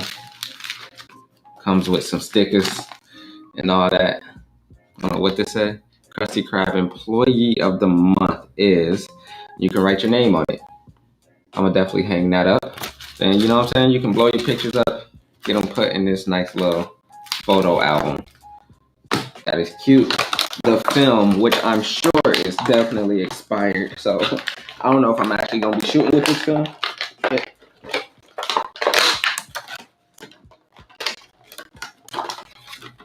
And and this is the film, which I'm sure is definitely expired. I'm not about to shoot with it if it's expired because it's a toy camera point issue, which means every single picture is probably gonna be underexposed because I am giving it to the lab to develop it, and my lab doesn't push or pull. So yeah, that's what we're stuck with. Definitely expired in 2004. So yeah, it opens like a 35mm film camera. Let's load some film up in here and go outside and shoot with it. See how the SpongeBob disappear every time you take a picture? He's so annoying. Like he just always got to be like doing something. SpongeBob, but let's put Kodak Gold in here. All right, so I'm all figured out that this pops up like that. No worry, guys. I'm an idiot, but no need to worry. Hopefully it's safe. Turn it or no? Yeah. Okay. Babe, come on now. I ain't that stupid.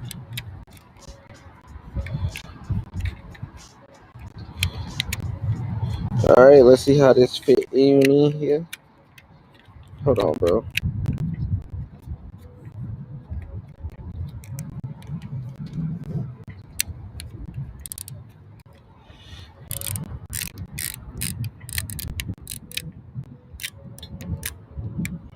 There we go.